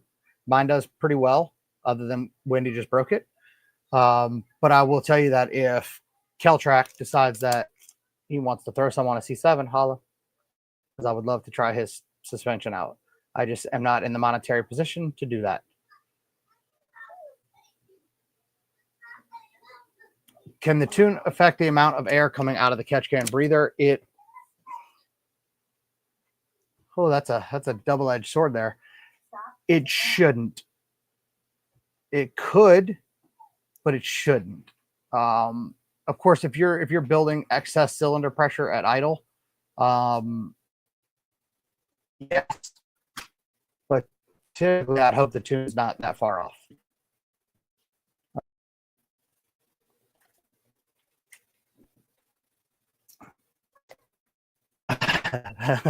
This is Dan. Thanks for sharing these tunes. I was able to screenshot them all now, and I'll be offering discount tunes on vehicles, copy and paste. Yeah, I probably wouldn't steal the tunes that we posted here, but teach their own. It obviously got some cars somewhere. Nice. Glad you have a dyno now, BC. You built my engine. Just having a horrible time finding a decent local tuner. Well, your search is over. Hit us up. We tune through BC Speed. No problem. Let's see. You have a remote tune if we get a car on the dyno in our area? Yes. That's for those that don't know, that's my job. My job is remote tuning. We also will fly in, go to the track. If you get a couple cars together, we'll come to your city and get on the dyno. But that is my main career. That's what my job is tuning. So every day, I tune cars all over the world. And then we come and do this. So yes. Why are tuners always bashing one another instead of asking questions? Are they afraid of losing customers or don't want to be wrong? I think the big misconception is that there's not enough work out here, and it's nothing more than a misconception, right? There's more than enough work out here. I think that people bash other tuners out of either hating that they're screwing people, and I've done that, right? And I'm not proud of that, and I've tried to change that. But I think a lot of them, it's insecurity. I think a lot of tuners, they want you to think, oh, they're the best there ever was, blah, blah, blah. Any tuner that says I'm the best instantly is a dumbass to me. because you can never be the best. There's always going to be somebody that knows a little bit more. I mean, dude, I just had a customer teach me that. Hold tight, let me, because I do learn from customers a lot too, and I thought this was the coolest thing ever. So I'm going to share it with you guys real quick.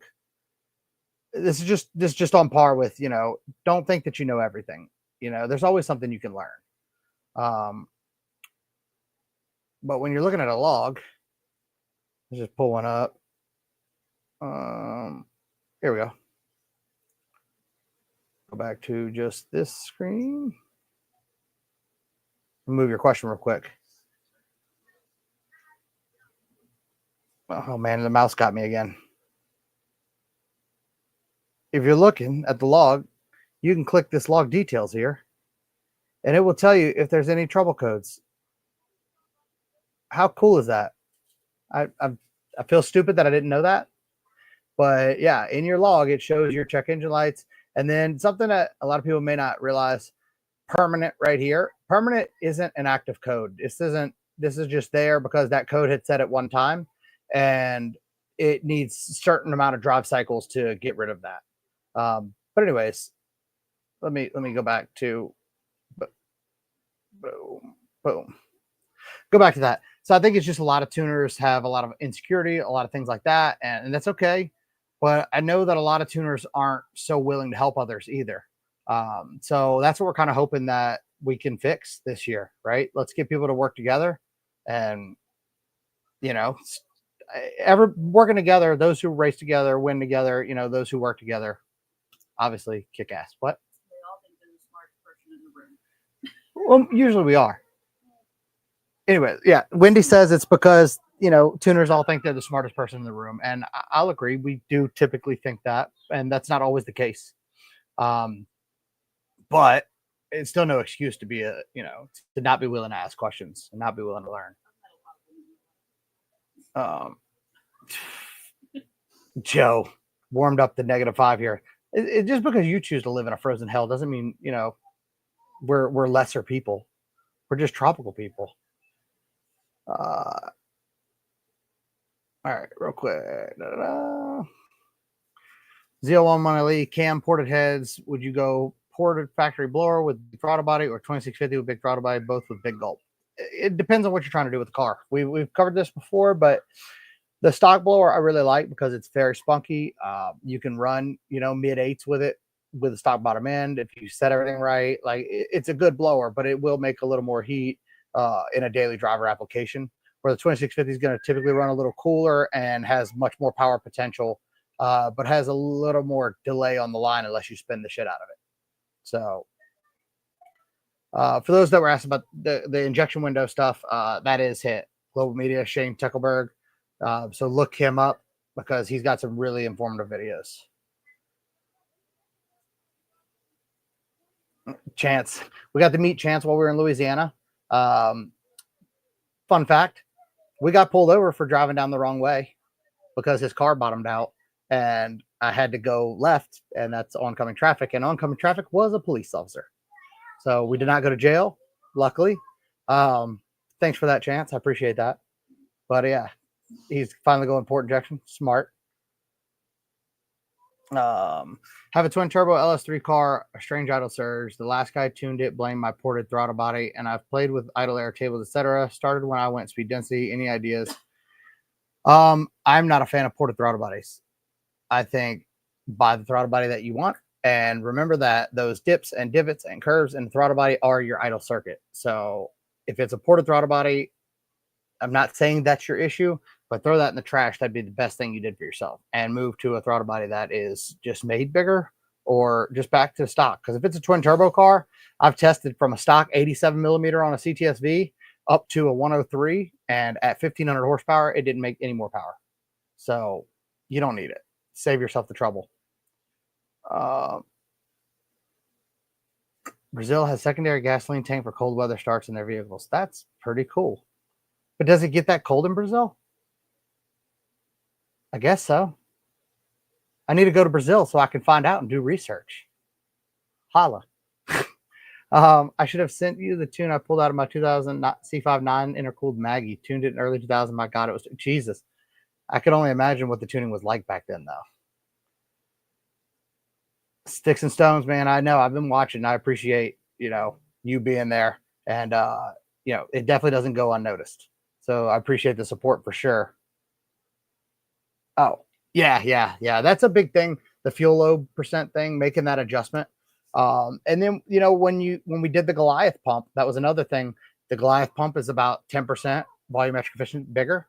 So we went to that table and added an additional 10%. So just keep that in mind if you go to the bigger pump as well.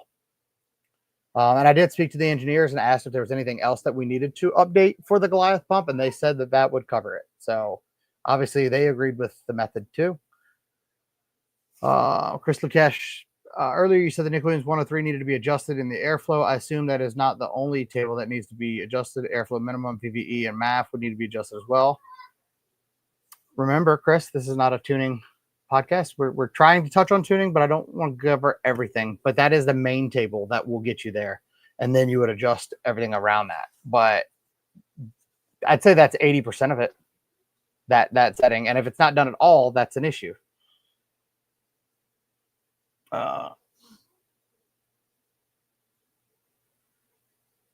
All right. So Jared Miller, I have a L83 and a 2017 Silverado. Has a basic tune to my limited knowledge. Trying to learn more here in Houston. It seems to idle a little higher.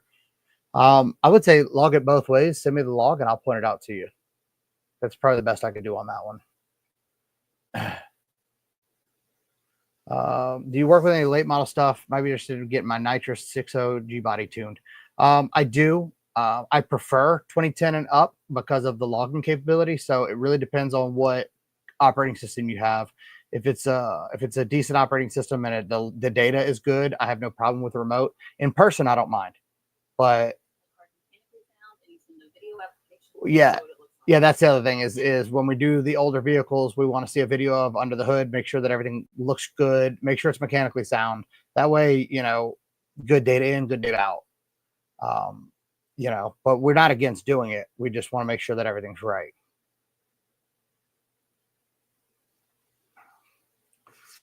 What do you find is the cause of low O2 oscillations after extended idle in Gen 5 LT? Typically, I don't really see that.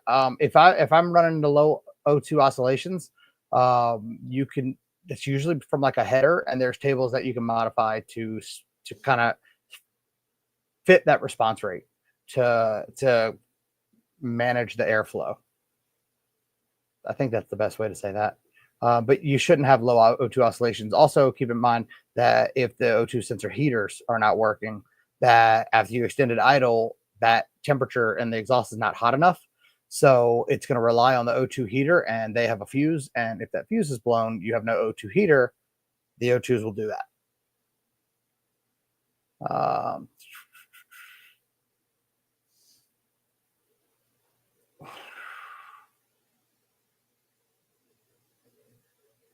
I see you, boo.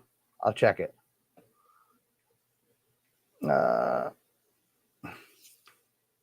Tips on getting V2 CTSV to shift 1.2 to correctly. Have trouble matching mile per hour to RPM and getting it shift on time. I don't really have that issue. The main thing I would say is make sure that your fluid is overfilled and make sure that all of your 100% tables match. And you probably have to preamp that one just a hair. Nick.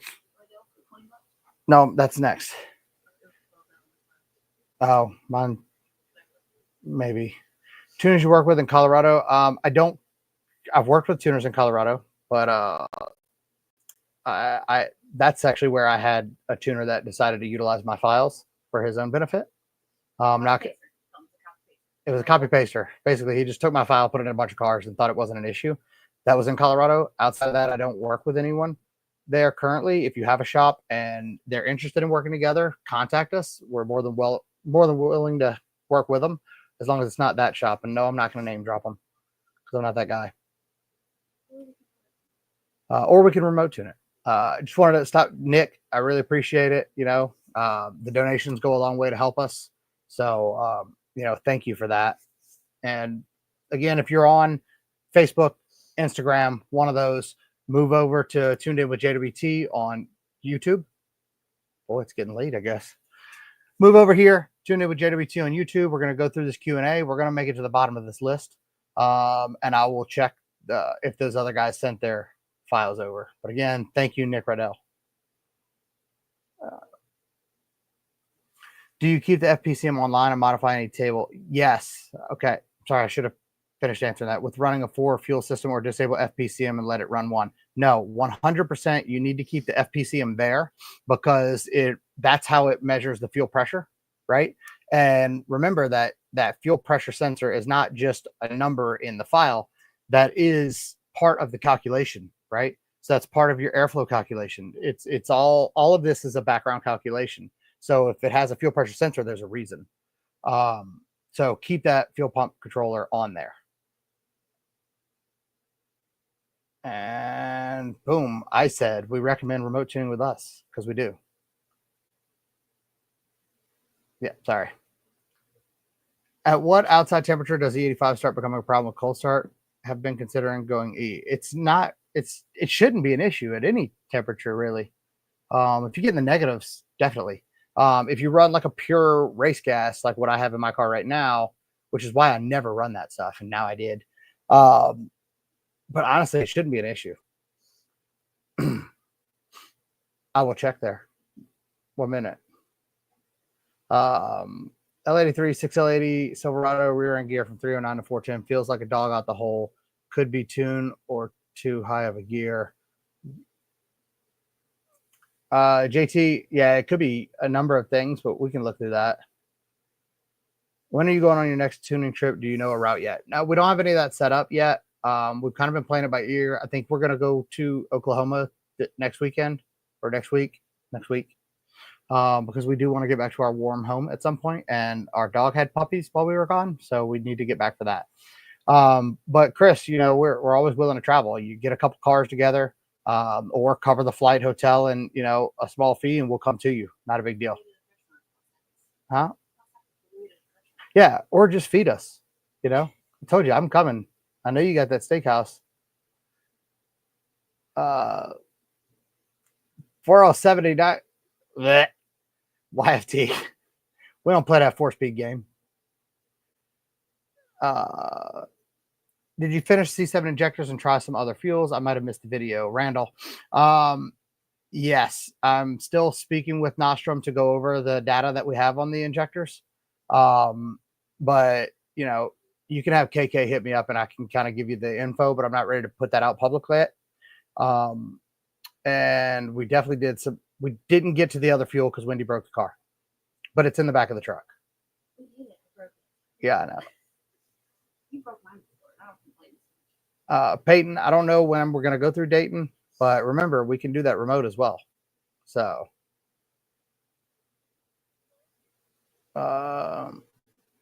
let's see. I hate you right now. I envy you, but I hate you. All right, let's see. Yes, we will definitely be going to New York this summer. Summer, huh? Can you send data logs anytime, or is it better to make a revision appointments? So if we're tuning for you, right, you can send the log anytime. And as long as I'm in between tunes, I'll go ahead and update them. But if you're like, hey, I've got this hour or so that I really want to get this done, or you have a date that you need done, just contact me, let me know. And, that would be where you would schedule it so we can kind of get that knocked out fast. But yeah, if you want to just send them and then I just hit it and go, I have several customers that do that. They'll send me a log on the way to work. I'll make an update. They'll log it on the way home. Just everybody's got their own little thing. So I try to be, accustomed to helping everybody with that. Wendy's, Chipotle, absolutely not. Wendy's is the best. Chipotle is crap. Oh, what is the max RPM you can rev out a built LME 416? I don't think that's the best thing for me to answer there. I know how high I have revved them, but it wasn't an LME one. I would probably ask LME what they balanced it to, but I've revved them to the end of the limiter because I paid for that whole tack and I used it. But that's an LME thing. You always want to listen to your engine builder. I'm in Houston. I'm able to schedule in-person tuning with you. I seem to mainly have E85 cold start issues. Hit me up. I'll be here at least for the next week. Oh, Wendy's already talking to you. You got it.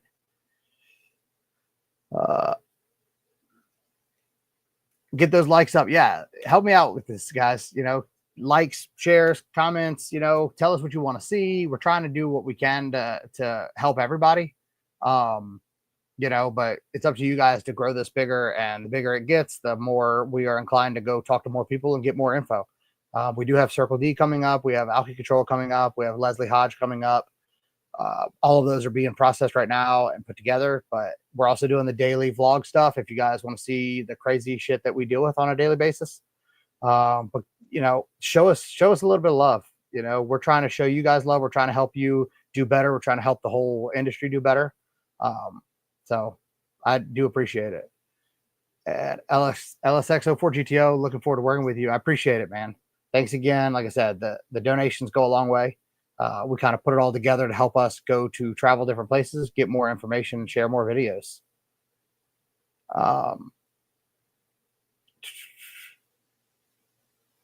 To elaborate, area to look for low O2 oscillations. Both banks after extended idle Gen 5. All stock. It depends if you have headers, Joe. That's something I would definitely, look into, because there's a lot of adjustments for that. I don't do dry age, but I'm down for the steak. So you just let me know. We'll make it happen. Chris McGrew, I literally just left Atlanta. Literally just left. But I would bet that with Taylor and Cole, I will probably be back there in a few weeks, because they still haven't gotten all their stuff together. Aaron McCann, how does the cost of living in Puerto Rico compare to places you've traveled to in the States? It's similar. Yeah, I'd say the cost is very similar. The electricity is twice the price, but you pay to live in paradise. That's how I look at it. Right? Just make sure Wendy agrees. Cal and Rick didn't have time. I'm sorry, we don't have that. I did try. And I will continue to try, but we didn't get that. Let me go check this email real quick for you guys. If you guys want to hang out and see the tune review on these other ones, give us a minute.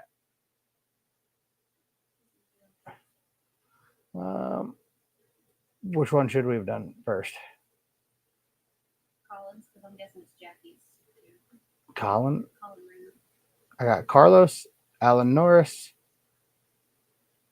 I don't know if he might have left Oh.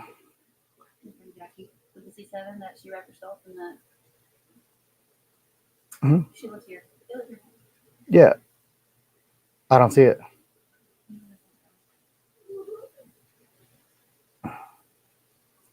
Sorry, guys. Going through.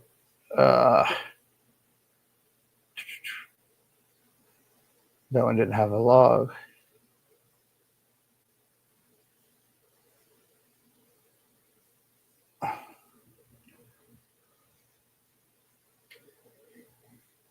Let's see. Let's make sure they're in here. Alan Norris. If Alan Norris is in here, I have that. Raise your hand. Let me know. If you sent a file and you want that review, make sure that you post in here real quick at what your email is or a name, so I can go find it. That way I review it while you're here. If you're not here anymore and we miss you, I'm sorry. I'll give it another few minutes. If you did send one, let me know the email. And I'll go grab it out of the email right now. On a serious note, when are you coming back for the Nelsons? I'm definitely, I want to get a couple up there. I've been talking to a few people, Dan, and I plan on getting that done. My file's in there under Holly Robs. Let's see.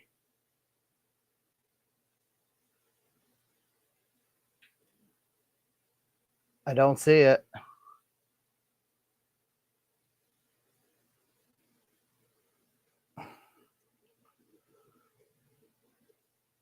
Make sure that you got it on there. It's Justin White tuned, TUNED at gmail.com, because I don't see it in there.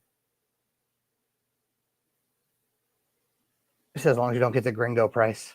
I'm sure we do, but that's okay. We're grateful to be there either way.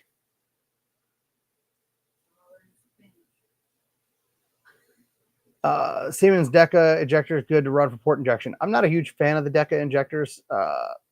but they've been around for a long time. And in a port injection application, I don't see an issue with it at all. Is there a preferred location for the hop switch on the LSA? Yeah, I think we had talked about this.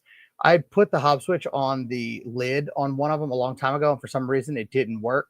I don't remember the exact reason.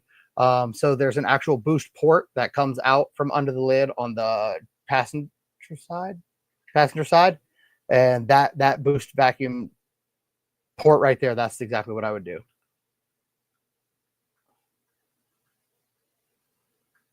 All right. All right, Alan's here. All right. All right, let me go see. Let me grab Alan's. All right. Da-da-da. Give me a second, Alan. I'm going to grab it.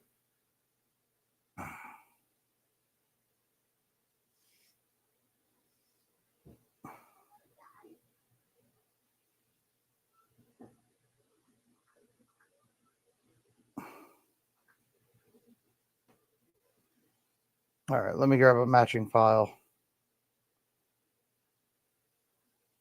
All right.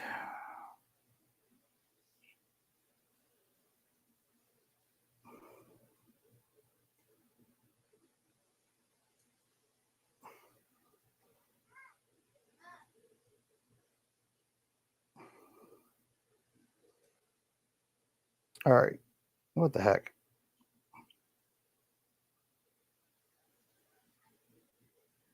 All right, give me a second.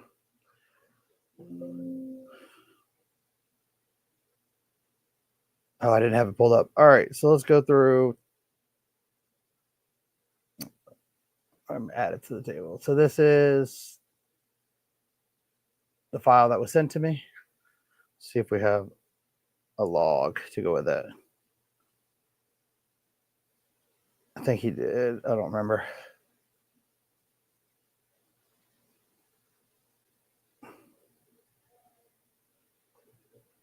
Okay. So keep in mind, we can only see what you have in the channels. And if you need to get more channels logged, just let me know. If you're going to send in a log for us to review, it's best to get our channel list, right? Because there's not a lot of data here. The main thing we can see just off the rip.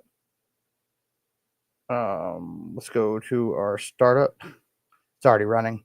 The main thing we can see is, I mean, we're obviously pretty far off on our fuel trim. This is our fuel trim error.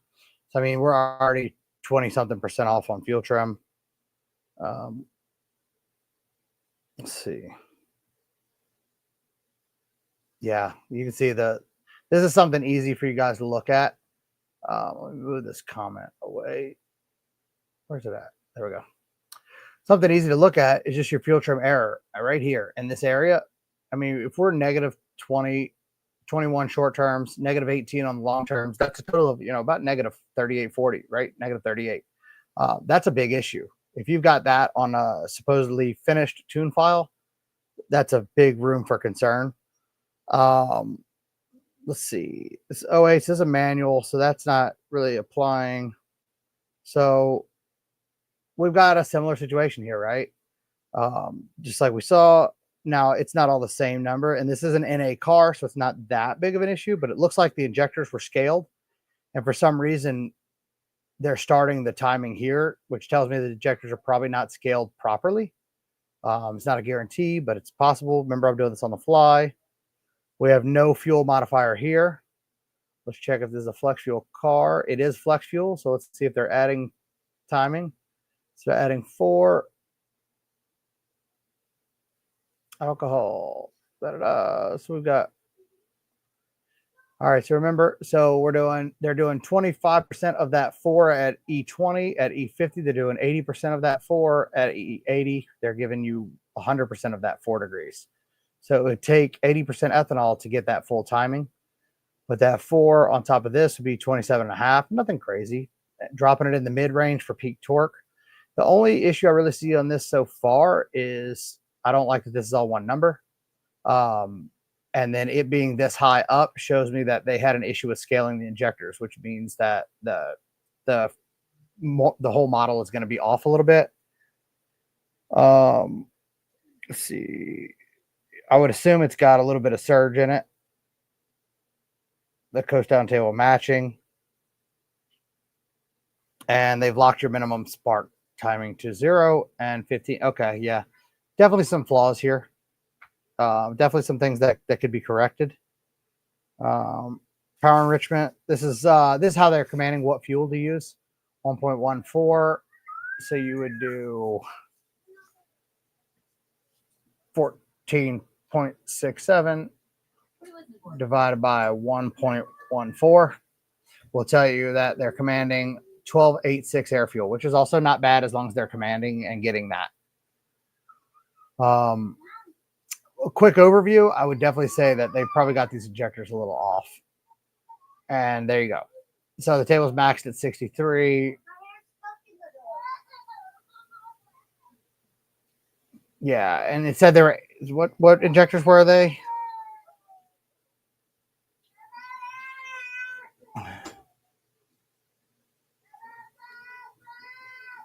Let me see. Yeah, 60 pounders, and the table's just locked at 63. The injection scaling's off. With the injector scaling off, the injection window is not going to be right. There's going to be several issues there. So, yeah, that tune definitely needs to be adjusted. Let's go with, what are we looking for here? This is Holly Rops. Where are we at? Before we go into this one, I want to tag Mario707. Let me get all the sauce on my B2 from last night. LOL with the FIC 1000s. I got you, man. I went through the tune a little bit, so we'll discuss that more in person. But no, it wasn't nothing crazy. But I'll get you that file over shortly, probably tonight. All right, where are we at? Would you do a podcast with Alejandro Flores? Yeah, I know who he is. I would definitely do a podcast with him. If somebody wants to make that connection, let me know. I would totally be down because I think that would be a really good one.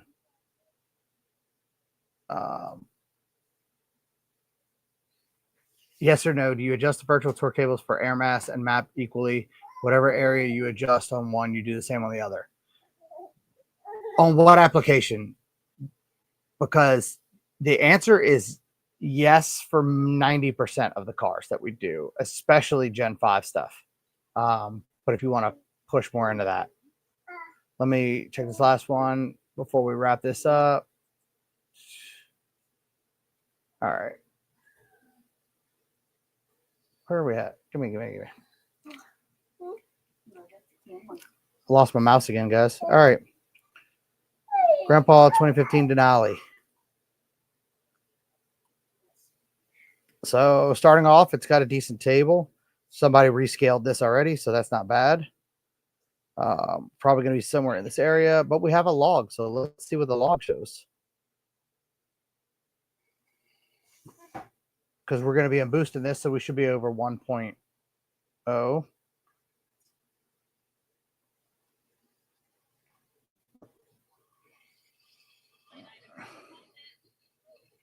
right, so no wideband. We need wideband in this.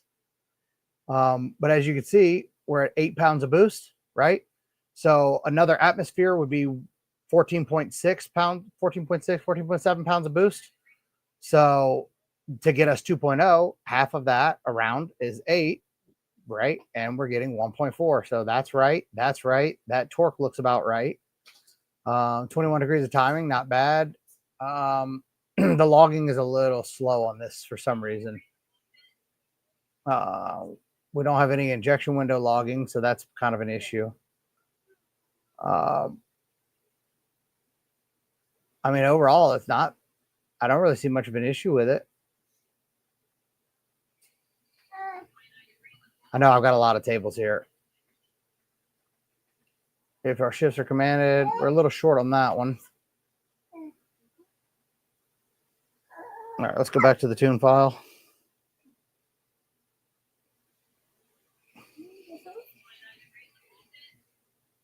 So we got our high octane here, right? That's what we just saw.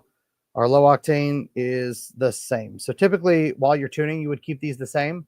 But when you're done tuning, you want to drop this low octane down a little bit. That way, if it starts seeing knock, it can pull timing out to save that. So we got flex shield modifiers in here. Little weird on the table, but you know, it's there. So we're going full timing, full flex timing at 50%. Typically not an ideal situation. And then there's another modifier I use. So on gas, let's see if our IAT. So we're going to pull. Definitely, we should pull a little bit more on a vehicle with a LT4 blower that's that heavy. We should allow this to be a little more aggressive. And make sure we have our 1.0, so that table is going to work, unlike that one file you guys saw. Power enrichment, 1.22. 1.22. So 1.22 is a little richer than you would normally run this setup, but not an issue at all.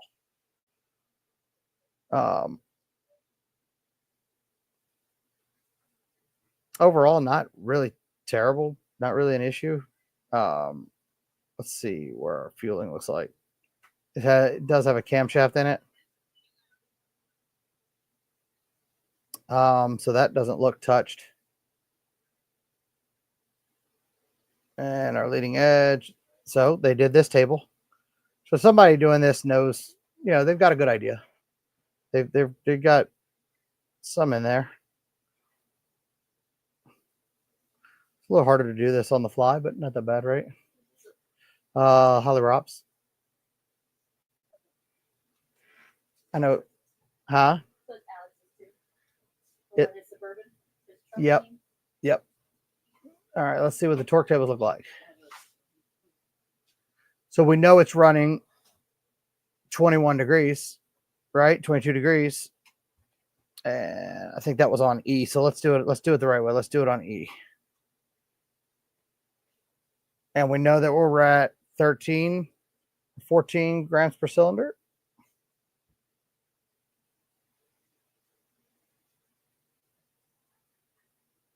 So we're around here. 13, 14. So what you want this to look like is you want this to represent what your torque would actually do, right? So this right here would not be a good deal, but it's not the end of the world, right? But you want this to kind of replicate what your peak torque would actually look like on a dynograph, not horsepower torque. So overall, it's not bad. I mean, could it use some work and make some more power? Very likely, but not bad overall. All right, let's go back to a little bit of Q&A, and then let's go ahead and wrap this up. Just getting late here. Huh? Oh, they do. Go. All right, so back to Joe Griffin. Do you adjust it on Gen 5? Yes, 100%. I know some people have a difference of opinion there, and some people don't. Do you want to come sit over here? Come on. Come on. Fallon wants to hang out with us too. I wanted to see the screen. All right. So yes, Joe, to answer your question 100%, I believe, in my opinion, you need to adjust the VE and the torque, VE and the MAF, and they need to make sense. If they don't make sense, then you're going to induce a lot of issues that you otherwise wouldn't have. All right, so having an issue with it where it accelerates out of control. Yeah, so I need to go find a stock. That's why it's a little hard to do these live. I need to go find a stock file with the matching OS and then see, but I would assume that there's a driver demand issue there. Shouldn't be too hard to fix. Just hit me up and we can go through it and I can see if I can find it for you. How do you tune timing on a C601? Do you slowly ramp it all the way or pull timing at peak torque? So on those, it depends on what they're doing with the car and what fuel, because you can get away with a lot more on E85. If it's on pump gas, for sure, you want to kind of, I wouldn't even spike it down low. I would keep the timing pretty low and then bring it in because, you know, pump gas is a lot more volatile. If you get into the E85 stuff, you can get a little more hairy with it. But will it benefit you? Not always. It really depends on the cam and things like that. Right? Mhm. Okay. Have you had people use MacBooks on remote tunes, specifically if they ran a Windows? Yes, actually, I'm dealing with a guy today. He's not happy with it. He's having some trouble with it, but he got it figured out, and he's tuning with a MacBook with a Windows OS. Robert Neff, we got to meet him in Orlando. Really, really nice car. I appreciate you as well. Thank you for tuning in. And as we talk today, we'll go ahead and work on that file a little further and trying to get you kind of finished up. But I think that'll wrap it up, man. Thank you all. I really appreciate you tuning in for this.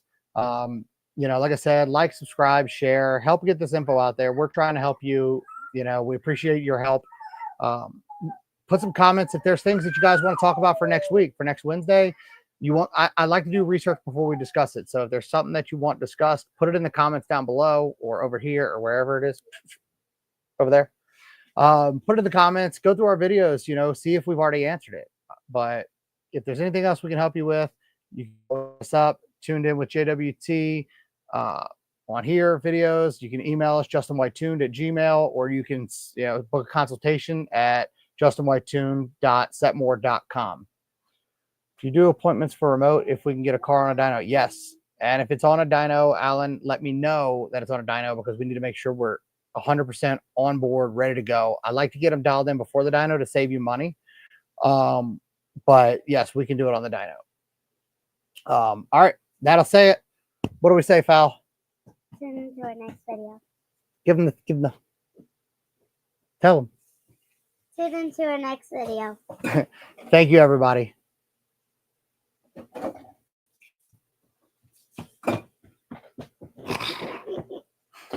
Like this. You did good. You want to come with me? Ah! I don't have the car seat in my car. It's in your truck. That's so we got to go to Walmart and stuff and get him a car Yep. wash.